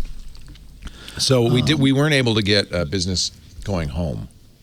That's okay. That's the way there is the way you want it, because the way back is so much quicker. Who cares on the way back? You don't want to. You're in no hurry to get home. You're in a hurry to get to Hawaii. Yeah, I'm excited. I'm actually I have some trepidation because, my experience with Hawaii is Maui, Kauai. I don't know. It sounds like it's going to be like Disneyland. It is kind of, but listen, I love it. Honestly, Oahu is my favorite island. There's so much to do. It's just Waikiki is just jam-packed. Yeah. But, make sure you go out to the other side of the island and do that movie theater tour. I think it's Koala Ranch. I don't know. You got to do that. We don't have any way of getting around. See if that tour company would do it. The Koala Ranch, I think it's pronounced it. I might be. Koala. That's where they Ranch. film a ton of movies. All right. That would be fun. Michael would like that. I loved it. I really did. You go around in a big Jeep and try to get, they'll even do a personal one, or they'll do an ATV. I noticed that people come pick you up at Waikiki because they know you can't go around. It's a hike. It's Koala Ranch. Kualoa. Kualoa, buddy. Kualoa.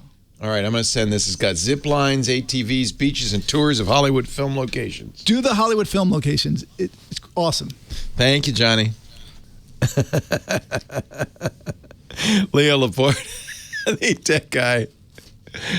8888, ask Leo the phone number. Steve on the line from Los Angeles. Hello, Steve. Hey, how you doing, Leo? Thanks I am for taking great. my call. How are you? I'm good. I'm just cleaning, watching my friend's dogs this weekend. Oh, well, sounds like a perfect weekend. Sounds like just relaxed. Hot weather, beautiful day, joy. What can I do to make your life better? Well, everyone, we all have a million photos. The problem is you only see the ones from the last few weeks or whatever. Right. But you go back and you go like 10 years back and you're like, wow, I saw a photo. I want to put 5 TV screens, about 42 inches on the wall. But like a photo gallery and have it rotate. Correct. And then every so often, I don't want them to be attached to each other like you see, where they put the lines. No. It's like a gallery. Yeah, each one is independent. Yeah, exactly. Yeah, It's like at least 6 inches or 8 inches in between each monitor. Yeah. And then every so often, one picture will take up all 5 pictures. Oh, see what? Now you're getting fancy. No, you just threw me a big curve. There was no problem when you're going to have different independent TVs, running because you can put a Chromecast on there, and Google will put a slideshow screensaver on there with your Google Photos if you have all the photos uploaded in Google. I have Google makes it's called the Nest Hub and the Nest Hub Max, which is a photo, it's like a screen. It's not as big as they're talking about, but you could just say, I want a slideshow of my pictures. And it's exactly what you were talking about, because I've chosen, you can even use their face recognition. I said, I only want to see pictures of my kids. And so now I see pictures from their whole life because everything's on Google Photos, and it's in a random rotation. Although sometimes it'll show me stuff from this day in history. It's great. So that you could do, the trick that you just threw in there at the end, and once in a while I wanted to join together, that's a lot more complicated. Yeah. I was looking at a couple of websites that had, they were showing how to create a wall. And I was like, but they're all about commercial, like putting them side by side with that, quarter inch. I love your idea. I'm not knocking it in any way. It's just kind of complicated because these devices have to know about each other. In fact, probably what you're going to have is a single computer running all the screens. And that's okay. I don't mind putting holes in the wall and then having it in in a closet somewhere, and just throwing pictures on a software program that all of a sudden, oh my God, look at that picture. That was us. No, I know. I love that idea. Yeah. So you could, fairly affordably, the screens would be the cost. Do this with a very inexpensive computer called a Raspberry Pi. It's $35. Raspberry Pi? Yeah. Oh, God, wow. Yeah. Raspberry Pi. Yeah, okay. but the nice thing, you could have one per screen if you wanted. It's this tying them all together. It's a little tricky. But a Raspberry Pi, they have software that'll do slideshows. So, it'll hold a micro SD card. So you could put a micro SD card in it with 256 gigabytes worth of pictures. That's thousands of pictures on it that it could be pulling from. But you could also put them on Dropbox. You could put them on a cloud service.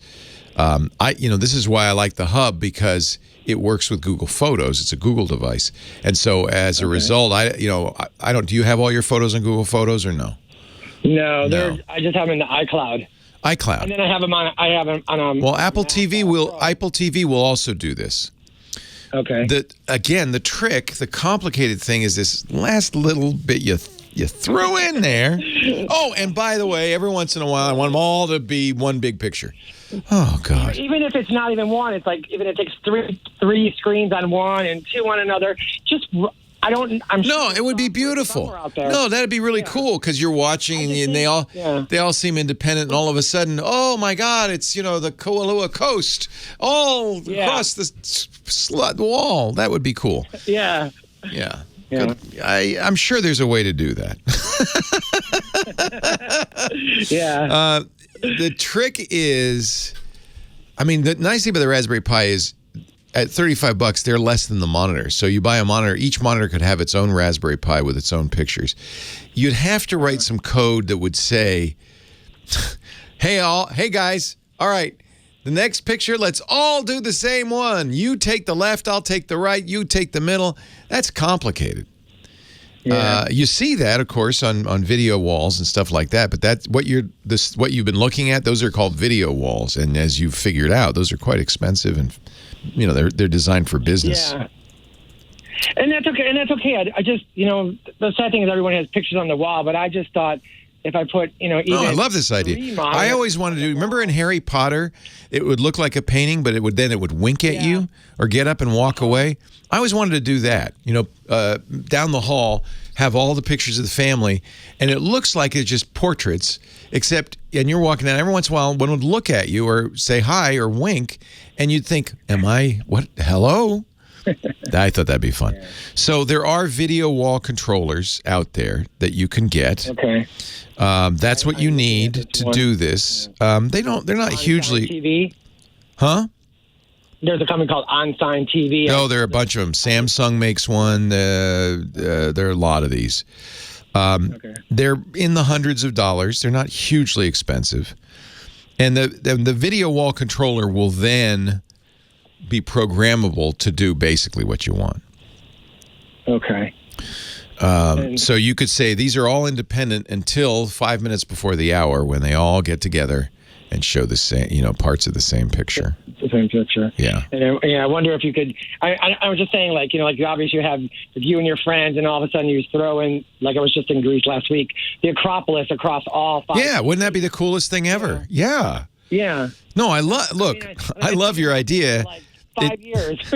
It's what we in the business call non-trivial, but doable, totally doable. And I'm looking on Amazon. I search for video walls on Amazon, and there are literally dozens, ranging in price from $300 to $3,000. So it's not bad. Even 3,000 isn't bad. I was just afraid it was I was going to have to spend a Mac or a PC at that. Oh no! I don't think so. You're going to have to still get the Raspberry Pis, because what the video wall controllers do is they take an input from a HDMI source. So the Raspberry Pi has HDMI out. So so you can still do this. And then the video wall controllers will have the intelligence to split the picture up to multiple monitors, which is the tricky thing. You're going to want to look for, and I don't know, maybe somebody's done this and can call, please. 8888 Ask Leo, please. And somebody who's done this could explain the programming, because it's a programming question. You've got to tell the video wall, look, I want these independent until I don't, and then I want you to do this. So Raspberry Pi certainly will do these slideshows. A video wall controller, and there are a lot of them. A10 makes them. AVI Shop, Brightlink, SIG makes them. And so the trick is, how do I get this to do independent and then all of a sudden unified? But even with the video controller, I will still need to have the Raspberry computers for each. Well, I think so, because they need a source for what they're displaying. Okay. Now, I'm looking on the Raspberry Pi. There is software called Screenly. Somebody in the chat room sent this to me. SCREENLY. It's basically digital signage. Okay. So this is the thing, you kind of have to be a little bit orthogonal in your thinking, because these things would be designed for a restaurant to have menus on the wall and pictures of food or something. But that's just what they're designed for. They could totally do what you want them to do. So Screenly would be something to look at for a Raspberry Pi. I don't have any experience with this, so I can't give you a whole lot of help, but there's some places to start, and if anybody wants to call.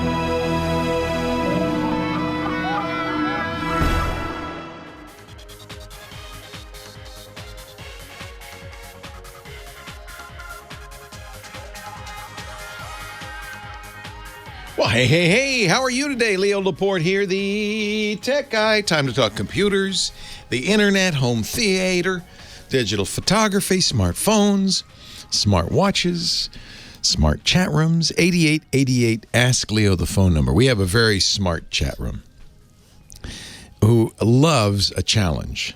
And so they've spent the last 5 minutes coming up with different ways to do with our caller Steve wants to do. He says he wants to do a video wall, 5 monitors. It's not really a video wall. He wants a wall, a gallery, really. 5 monitors, a few inches apart each. And they're showing different pictures of his life and his travels and so forth. Love that idea, right? Totally doable. That's simple. There are lots of ways to do that. Then he says, and every once in a while, I want all 5 monitors to show parts of the same picture. The Acropolis spread across all 5 monitors. Oh, well. And you can do it. It's just a little more complicated. So we have lots of ideas from our chatters. which we will put up on the website, techguylabs.com. Irvine Robb summarizes this in a nutshell. Makes it sound easy. He says, well, it's easy. You program a PC to send different images to each of the monitors. Then at one point, the PC takes the image, breaks it up into 5 images, and sends the split image to the proper monitor, thereby creating a slideshow. Yeah, that's exactly what you want to do. Steve, do you know C++, Python, Lisp, any coding at all? Because, yeah. I think it's doable. I do.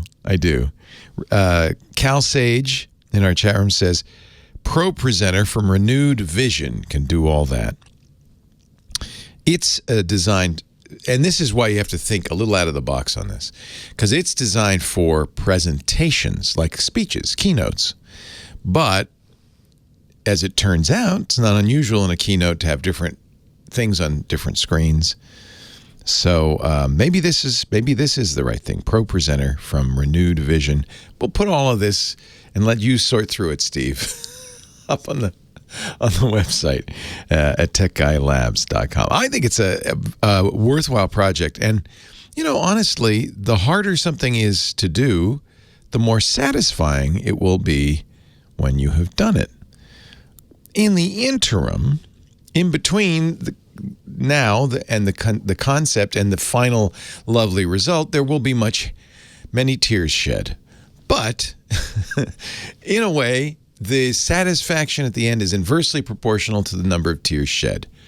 Or is it exactly proportional? It's not inverse. It's exact. The more tears you shed on the way, the happier you'll be when it's all done. Just a little bit of philosophy from the tech guy. Tim on the line from Walland, Tennessee. Hi, Tim. Hello, Leo. It's nice to talk to you. It's nice to talk to you. Thanks for calling. I used to live in Victorville, California. Listen to you on KFI all the time there. Nice, yeah. And a little plug for one of your sponsors. I love my Epson EcoTank. I've had it for about 3 years. What a marvelous printer. It's a great printer. Good. I'm glad you got one. That's great. Well, my problem is that about 6 or 8 months ago, I got a download from Microsoft upgrading my Windows software. You and everybody else. Okay, yeah. And I've lost the ability to use the administrator account completely. Really? When I try to load new software or upgrade some software that requires administrator approval, it would say like yes or no. Oh, it broke UAC. No. That's what it did. It broke UAC. So you never see a yes button anymore? No, never. Well, that's for your security. You shouldn't install anything else. No, that is clearly not the intent of that update. But it is clearly what happened by accident. First thing I would check is to see if user account control has been turned off, because there literally is a switch that you can do that. Easiest way would be just to hit the Windows key and type UAC, and that'll take you to the change user account control settings, and just see if UAC has been you could turn it off, and then you will never notify you, it'll just do it. But you can also change the level of security. It's my guess that slider got slitted. Okay, well, when I did that just now, I get the same response as before. It says to continue, enter user admin username and password. Yeah, and then the big box just says no. There's no other choice. You don't have a administrator. So first of all, I guess the first question is does your user have administrative permissions? I think when I got normally you would set it up that way. You actually have to take steps not to. When I got it. Yeah. Well, I would check. You can go into the users and accounts and look at your user and see if it's an administrator.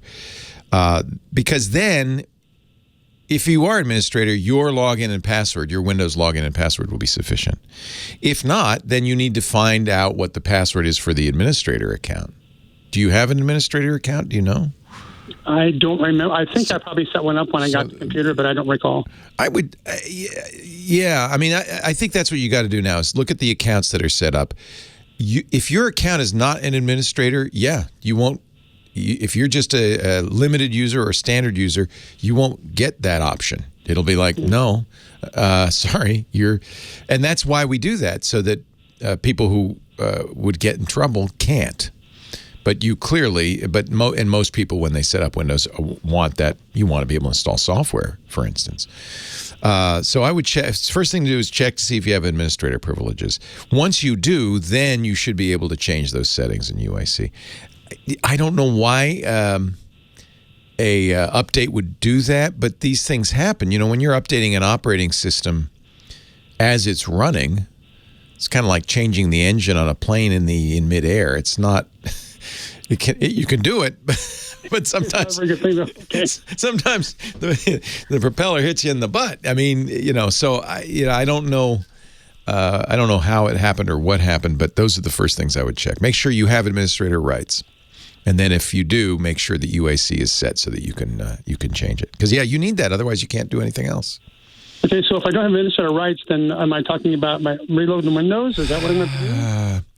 If you don't have an administrator account, you'll have to have an administrator account to have a limited user account, I think. So when it asks you for the password, what do you enter? Your password? I don't remember the password anymore, to tell you the truth. That's the real problem. Okay. Yeah. That's the real problem. So you probably, that's what's going on. So now you have to figure out what your administrator password is. Okay. And that's your password to log into the machine. So you set up the machine that when you turn it on, you don't log in. It's just there. Well, no, I log in with a PIN number. PIN number, yes. Yeah. Yeah, that's nice, but you still need that administrator password for some things. Yeah. Mm-hmm. So if you've forgotten your password, on Windows 10, it's a little tricksy.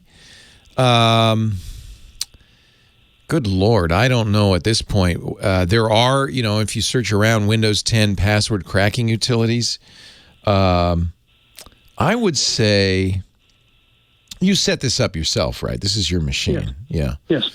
I would say log into your. This is Windows 10. Do you remember when you set it up? If you used your Microsoft account, I'm almost certain you did. You have to jump through hoops to do a local account, but if you see, so in the old days, you had a local account. You made up the username and the password, and that was an administrator account. That was the password you need. That's one you can forget. That's why Microsoft, in their infinite wisdom, has over time, and in fact, in Windows 11, they're not even going to let you do this, set it up so that you have to use your Microsoft account to log in. And that's why you use a PIN, because you don't want to enter your Microsoft password. If you've forgotten your Microsoft account, there is a process for recovering that. So, well, I just did that the other day. I was working on something else, trying to take care of other issues with the computer. So that I have available. That's what you want then. That's the password. Okay. Well, then I'll work on that then. Yeah. And that's why, and this is exactly why Microsoft, people are upset. They say, especially with Windows 11, I want to be able to use a local account and password as I have since Windows ME or 95 or 311 or whatever. And Microsoft's problem is that, and this, can't tell you how often I get calls, I forgot my password. So Microsoft's saying, okay, fine. We're going to make you use a Microsoft account, your name at Outlook.com, for instance. And that way, if you forget the password, we have a password recovery process we can go through, and we can get it back for you. And we won't have to get these phone calls ever again. Some people don't like that. I bet you we'll find ways around it. But for now, that's why Microsoft does that, and probably not a bad idea. I hear this call enough that I'm kind of my sympathies lie with Microsoft in this case. Yeah, I know Pro will let you do it, but nobody's going to have Pro. And the presumption is, if you're on Pro, you know what you're doing, and you're not going to lose your account. Aw, he loves his Canon.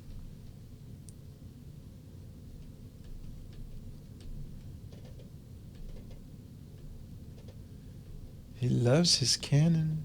I'm very proud of myself. I fixed my Pixel 4 XL. Remember, I was complaining that the battery had all swole up, and I couldn't. This was popped off. Actually, it's popping off again because I didn't glue it down hard enough.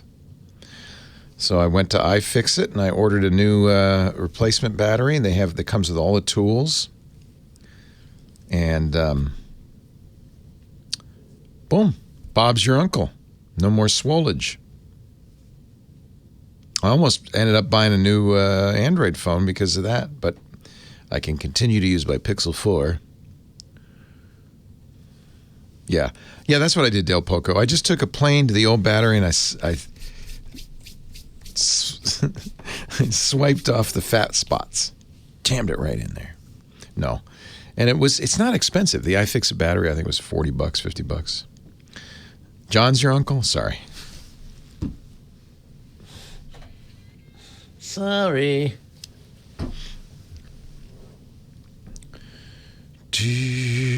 But I'm proud of myself. There was a lot of stuff to do. You have to, they send you a little muffler, a little bolster that you heat up in the microwave to warm that. You put it on here and warm it up to melt the glue because this is glued down. It's not screwed in. Then you pry that up, and then this is connected, the camera connector for the flash, because the flash is in the back unit. So you have to unscrew the shields there. There's a battery connector shield. You have to unscrew that. So there's something like 6 little pentalobes. All right, maybe they were Torx screws. And the funny thing on the battery shield is there are 1, 2, 3, 4, 5, I think, and each one's different. So you have to remember, you have to keep track of that screw goes there, that screw goes there. So you take those out, disconnect that, take the side off. Then the battery is glued in. So that was the hardest part, is that you have to peel the glue strips up from under the battery, slowly drag them out. Then you take out the battery, and then the rest is easy. Come on down to Lito's Batteries. They're swell. You do not want long screw damage. That's correct. Leo Laporte, the tech guy, 8888 asked Leo, just showing the chat room my little bit of handiwork. I have a Google phone, a Pixel 4 XL phone, a couple of years old now. Pixel 6 is coming in a few months. And I just wanted to get to October when the new Pixel comes out to get a new one. But I just want this one to go a little bit longer. 2 years, that's not too much to expect. But unfortunately, I noticed the other day that the back was coming off. So why is that? And then I realized it's because the battery was swelling. Now, I got to tell you, if a lithium-ion battery starts to swell, that is not something to ignore, because it could explode. The swelling means the chemistry is starting to fail, and you got to be really careful. You don't want to charge it anymore as soon as it starts swelling. You don't want to exacerbate the damage, and it could swell to the point where there's toxic chemicals in there. They can actually catch on fire. You don't want to get to that point, obviously. So I stopped charging, went to a nice little company. This is, by the way, the argument for the so-called right to repair. Apple would have you send it to Apple. They'd say, sorry, no, you can't fix it. You've got to send it to us. But there's a little company called iFixit.com. I love these guys. They used to be a sponsor. I don't think they're a sponsor anymore. But they sell parts and, more importantly, tools, and even more importantly, instructions for how to do things like battery replacements. So I'm not very handy, but for about $40 I was able to replace that battery. Now I don't have to worry about it exploding in my pocket anyway. And I'm very happy to have this little guy. You only have to get a few more months. Then I can retire you. But I just want to get those last few months out of this guy. 8888 ask Leo the phone number. Mark is on the line from Oxnard. Hi, Mark. Leo Laporte, the tech guy. Hey, Leo. Great to talk to you again. Nice to talk to you. I called a couple of months ago, and you helped me with a problem. I have another one. Just a while ago, I bought a Samsung Series 7 55-inch big screen, and it's a great TV. Everything seems to be working. But every time I try to stream anything on Amazon Prime, it is extremely dark.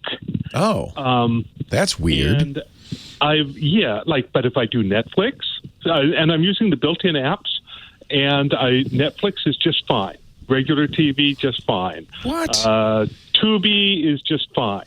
Amazon Prime is extremely dark, and such that you can't see faces and shadows. If they're kind of, But if I stream the same thing, like on Prime Day, I bought a Fire HD 10. I stream it on that. Looks great. Yeah. So remember that smart TVs, and the reason they're smart, have they run apps. They have a computer, basically. And so the apps that it runs, including that Amazon Prime app, often are not the same as the one you would get on a smart TV device, like a Roku or a Fire TV or an Apple TV. In fact, they usually aren't. So the software that came with your TV ain't so good, right? Okay, well, that being said, also on Prime Day, aside from buying my Fire HD 10, which I kind of like, I also bought a Fire TV stick, 4K. Yeah. Because, for $20, why not? Why not? Is that dark too? And it does the same thing. Okay. So it's got to be the TV. But it's only stuff coming from for Amazon Prime. Like I say, using the same the smart TV apps on the TV, streaming other services, doesn't happen. So I'm looking, believe it or not, there is a website. Now, this is an article from 2017. So it sounds like this has been a problem before. There's a website called TV Answer Man. And the article from 2017 is, why are Amazon's shows so dark in 4K? Now, are you watching in 4K? I guess you are. It's brand new TV, right? Yeah, it's a 4K TV, yes. Yeah. I assume it's streaming in 4K. I would look in the app because according to this, Amazon's streaming app, at least at this time, only had one setting, HDR standard. Now, I'm betting there are other settings by now. And you might want to look and see if there are other settings for HDR. Does your TV do HDR? Do you know off the top of your head? High dynamic range? I believe it does. Yeah. Are you saying within the Amazon Prime app itself, there's an HDR setting? Yeah. Yes, supposedly. Or now within the TV? It's not the TV. This is in the app. Now, you may have to go to Amazon.com to change those settings. I don't know if it's, these apps are not super sophisticated, but if there's not settings directly in the app, and you'll have to look, then you might have to go to Amazon. There are or aren't? No, I can't find any settings. So you might have to do that from Amazon. Amazon saves a little money sometimes doing that, or at least a little size, I guess, in the file size. That I'm suspecting that's what's going on, is an encoding issue. It may also be. Tell me again which TV you're using. It's a Series 7 Samsung. Oh, good. All right. 55-inch. So it's not that old of a TV. No, it's pretty new. The apps are updated, and all the software on the TV is updated. And I'm just looking. What I'm looking to find out is there are 3 different kinds of HDR. There's Dolby Vision. There's HDR10. And I think I can't remember what the other one is. And they're different. And I'm wondering also if that might be that the TV doesn't handle Dolby Vision, for instance, but the content's in Dolby Vision. So that's what you want to look at. I think this is an HDR issue, and you want to look at the HDR settings. You might check the HDR settings for your TV as well. But I think that's what's going on. And I do see it's a problem, or has been, for some time. Leo Laporte, the tech guy. The Samsung, because it doesn't support Dolby Vision, the content may be sent in Dolby Vision, and the Samsung wants HDR10, and that may be where this is coming from. So it might be that what you want to do, if you can find settings for your Fire TV, is to say, don't send it in Dolby Vision, send it in HDR10. Okay, I will look for that. Does that sound wild? But this is the app that came with the TV, so you would think that it would be smart enough to only offer something the TV can display. So it's a little confusing to me. And this it's funny, this article's from 2017. This 4-year-old article. I do see more recent ones that say the same thing. Almost certainly to me it sounds like an HDR decoding issue. So play around with the HDR settings. All right. Yeah. Here's another one from 2019. Which TV show, out of curiosity, do you notice it? Oh, here we go. Well, the one I would happen to be, I saw a lot of stuff. I was trying to watch the Tomorrow War. But by the way, which I watched in HDR and looks great. I know, I couldn't watch it. It was so dark. Too dark. Where I really noticed it was with Goliath. Yep. And I was trying to watch season also 3. 4K. So these are HDR programs. So that's confirms what I thought. Okay. So I'm also seeing that you might want to go in the TV itself and turn off adaptive brightness. Yeah, I think I tried that. Yeah, so there may be some settings in the TV, but I think it's an HDR decoding issue. And that's why I would bet that Amazon's trying to stream, these are newer shows, stream these perhaps in Dolby Vision. Okay. Let me see here. See, the Tomorrow War is in Dolby Vision on Amazon Prime. So that means your TV, which doesn't support Dolby Vision, is not decoding the HDR properly. Okay. The question I have, which I don't have an answer for you, but at least I think we know where this is coming from, is how to fix that. And it's probably either telling the streamer not to do it in Dolby Vision or somehow, golly. By the way, I've seen this happen on my LG. I had to turn the TV off and on again to support Dolby Vision properly. So this is an issue. But I'm sure that there's a solution. I just don't. And it's going to have something to do with setting the settings. With all the HDR stuff. Look at the HDR stuff. Yeah. If there's any way to turn it off. Yeah. Yeah, it says. Okay, but you also think that has to be done on the Amazon site, not necessarily. It might be. Yeah, sometimes Amazon hardware settings have to be done on site as opposed to in the app. Okay. I'm just curious as to why it would also not work properly then coming through the Fire Stick. Same thing. Stick 4K that I just... Same thing. The Fire Stick is sending Dolby Vision. Your TV doesn't understand Dolby Vision. That's the fundamental problem. I wonder if there's a way I can turn off the... So the TV, something has to be changed, but I don't... That's the next... Yeah. Okay, I'll keep around with it. We know that's what... I'm almost certain that's where the problem lies. I appreciate the help. You're welcome. It's an interesting conundrum. Yeah. Thank you, Mark. Take care. All right. Yeah. So you need, because I remember when I watched, because Dolby Vision is relatively new in content. And it's only recently that these newer devices have started sending Dolby Vision. I wish Scott Wilkinson were here. Leo Laporte, the tech guy. 8888 Ask Leo. Oh, I don't talk yet, do I? Go ahead, play some more of this fine synthesizer music.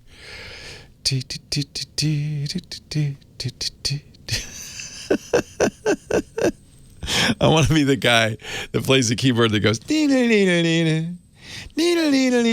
Leo Laporte, the tech guy. So, after talking a little longer with Mark, I'm fairly certain I understand what this is. And do not mock Mark or me, because I think this may happen to you too. And we've talked about this a little bit with Scott. Next week, or the week after, I guess, when Scott's back, we will talk about this issue. There are several standards for high dynamic range, HDR TV. High dynamic range, you might have heard about this at first in photography, right?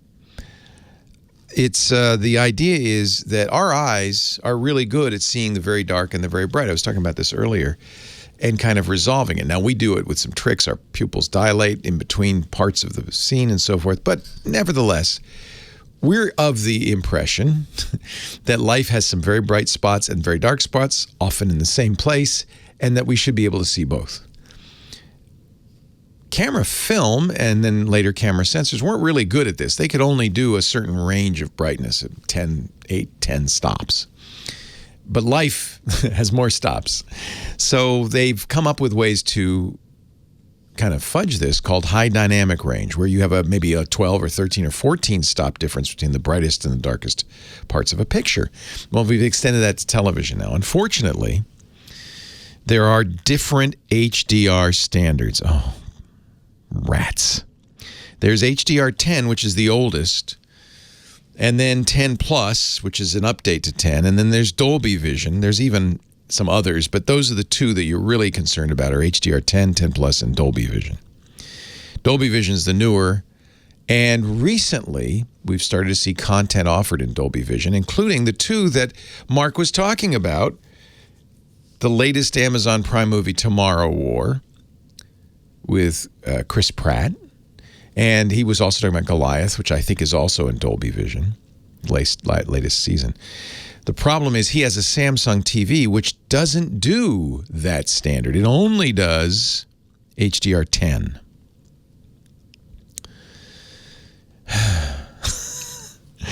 So it would be, if you could get HDR10 Plus, that might help because that is a brighter signal. That might, if you have an update, I would look for an update for your TV.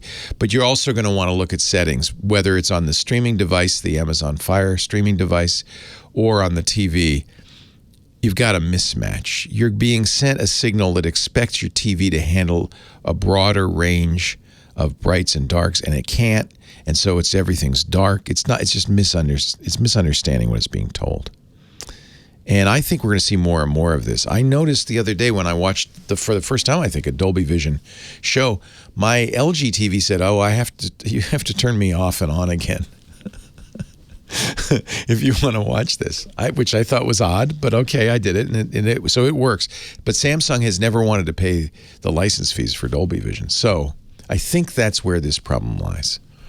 And I think the trick is going to be somehow getting these two devices to play nice together. The Fire TV, I think, now is doing Dolby Vision. I know the Apple TV is, and it looks good. It looks good, but if your TV can't understand it, it ain't going to look good. And it may be that you have to turn off HDR on your TV or turn up the brightness, or there may be some settings that you want to mess with. And the only reason I spend some more time on this is because I think this is going to be a more common problem. We're going to see this more as we move to this new standard. Robert in Los Angeles, Leo Laporte, the tech guy. Hi, Leo. Thanks for taking my call. I have one big question and two small questions. So I used to be a PC guy about, 12, 15 years ago. Then I switched over to Mac. Mm-hmm. And I had my Mac, and it was great. I got another MacBook, and then another MacBook. And then when I decided to go to grad school, I switched my Apple ID to get when I got a new Mac, because I didn't want any of my other stuff just coming up. I was running out of space. So now I have a new ID, but all my music and some of my photos are on the other one. Yeah. And I just want to marry them together. Yeah. I want to pull off my old PC stuff that I have from 15 years ago.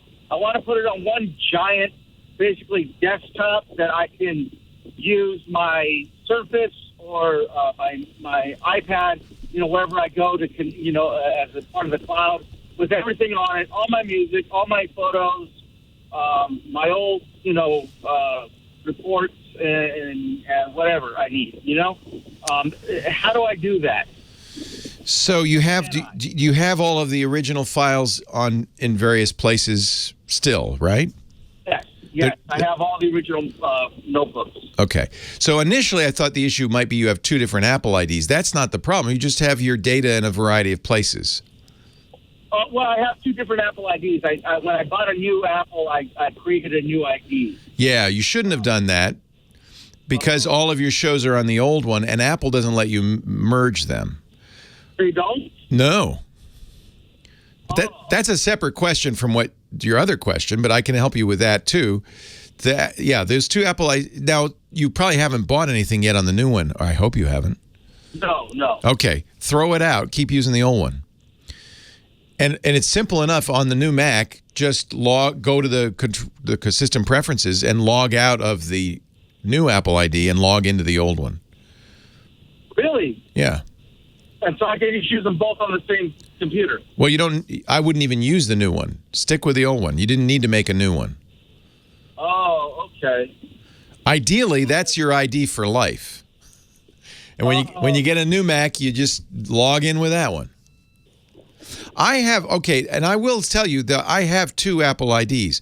I have my iCloud ID that I use for messages and everything, but my content is on another one because I wanted to separate my iTunes ID from my Apple ID. So I do maintain that, and Apple will let you, when you sign in, it's a little in the fine print at the bottom when you first set up the new Mac. At the bottom, it'll say you have two different. If you want to use different IDs, you can do that, and you'll then. But you can do it after the fact. Log into the second ID as your iTunes ID. That'll give you access to the movies, TV shows, books, anything you bought, the content. So you could do that as well. But if you've got nothing on the new ID, maybe it's easier just to use the one ID. I do use two IDs in that respect, but you can't merge them. You can't merge. Okay, but I can use them both as the same. You can have a content ID and then an ID for everything else that you do on iCloud. Would I have to buy Microsoft Office for both then? Or? No, in fact, when you nowadays, in the old days, you'd buy what Microsoft now calls a perpetual license. When you bought a box on the shelf. But nowadays, Microsoft wants you to subscribe. It's not very expensive. It's actually a lot less than buying the software outright. Something like $8 a month. Then you could put it on I think up to 5 or 6 computers, which can be Mac or PC. Doesn't matter. Oh, okay. So you want a Microsoft 365 subscription is what you want.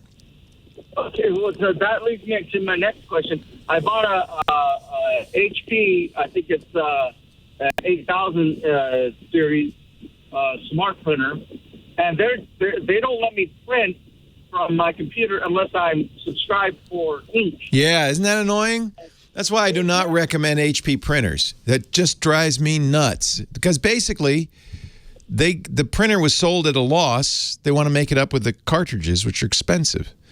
And there may be a way around it. I don't know. It's going to be a hack. HP insists you have to have an ink subscription to use this printer. Okay. That's why I don't buy HP printers. Thank you very much. Okay. I didn't know. I thought that was... I know. It's incredibly annoying. Yes. This should not be allowed, frankly. But now you know. So now you know. And if the market speaks, HP will listen, I hope. So you have your iCloud ID and your iTunes ID, and they can be different. And in my case, they are.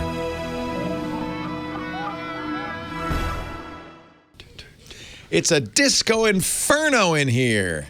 Leo Laporte, the tech guy, he's burning up the floor with his dance moves. Dick DeBartolo, Mad's maddest writer, and the GizWiz. He's our gizmo wizard, joins us every week to talk about a gizmo or a gadget he has found. Hello, Dickie D. Leo, how are you? Oh, man, I couldn't be better. How are you? I am good, too. I know that you... I learned last week. I found the gadget last week. Yes. Hello. I'm going to Hawaii. Boy, you're really getting into that. Oh, yeah. Oh, yeah. And I discovered you're not staying in a tent because last week I found the fan. You tried to sell me a tent fan I didn't need. Yeah. Okay, now that I know you're staying indoors. Yes. Okay. Yes. You need as long as the little woman lets me. Yes. Oh, okay. Okay. This will be great for your hotel room. The Power Extend USB-C Cube. I have one. Are you? I have several. In fact, when Lisa and I pack, I drag them out of my travel drawer and I say one for you and one for me. This is a great device. It's from Anchor, right? It absolutely from Anchor. And believe it or not, one of the things I really love is the tiny little LED light, so you know that the Cube does have power. Okay, I'll tell you why I don't love it. And now this you don't? This is an updated version, so maybe they fixed this. But many's the time I've plugged this into the idea is it plugs into the wall, and then it has a cube at the other end, which I like because it's compact. And on the cube has 1, 2, 3, 4, 5 sides. And on 3 of the sides, there's regular plugs.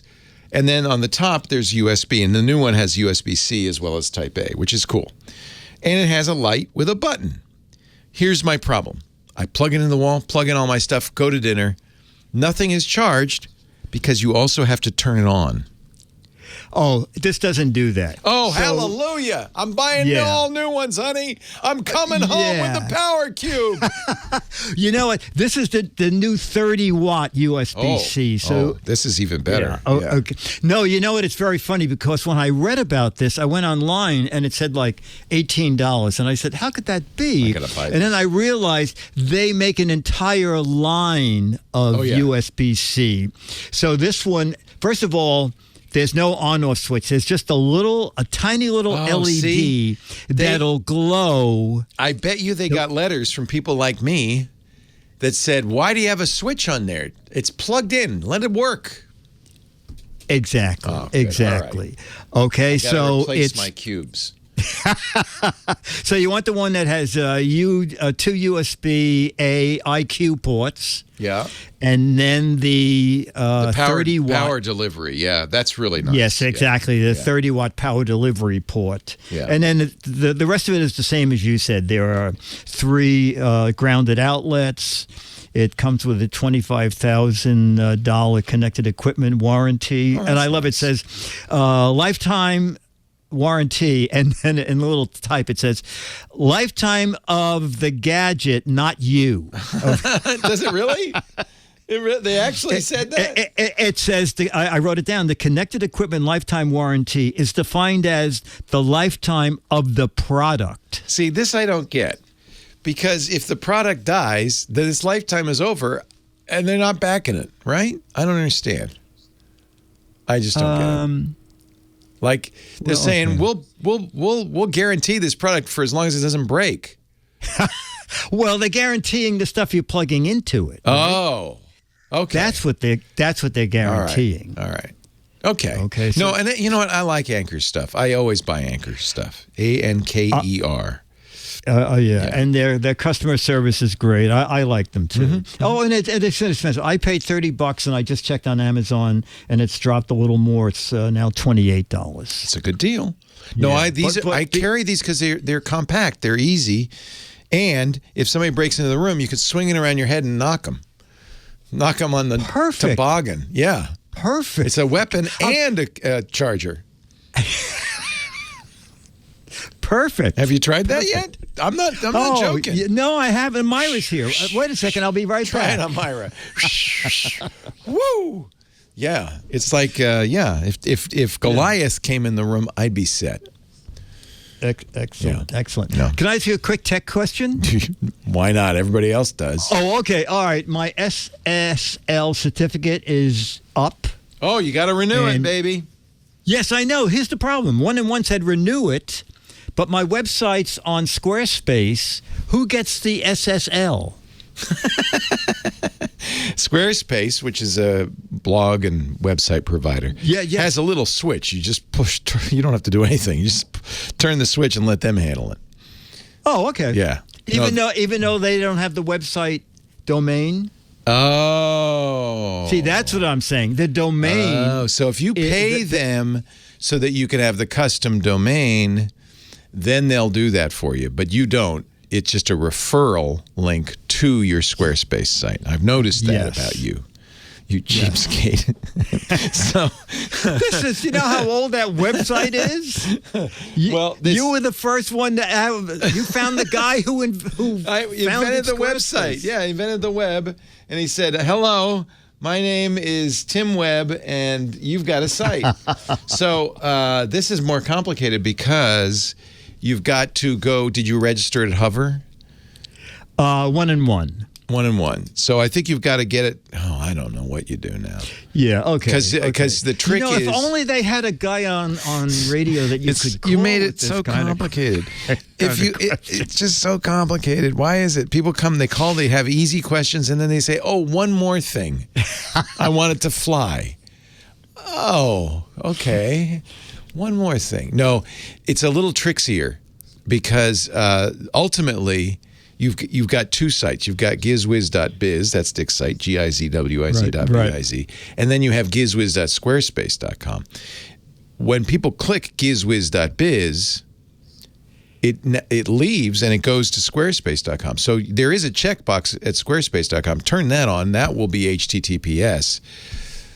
But I guess you have to renew the certificate through 1&1 is what you got to do. And because you've got to upload the certificate to 1&1. And the thing is, you're hardly using it because the guy goes to there and then it immediately goes to Squarespace where it is secure. So honestly, I would just leave it. I wouldn't even bother. Just have http:// no S. Okay. Okay. Because they're going to click gizwiz.biz and then it's going to go to a secure site. All right. Gizwiz.biz. Okay, I'll take that. Gizwiz.biz. That's his site. gizwiz.biz. That's where you'll find a link to the Anchor Cube.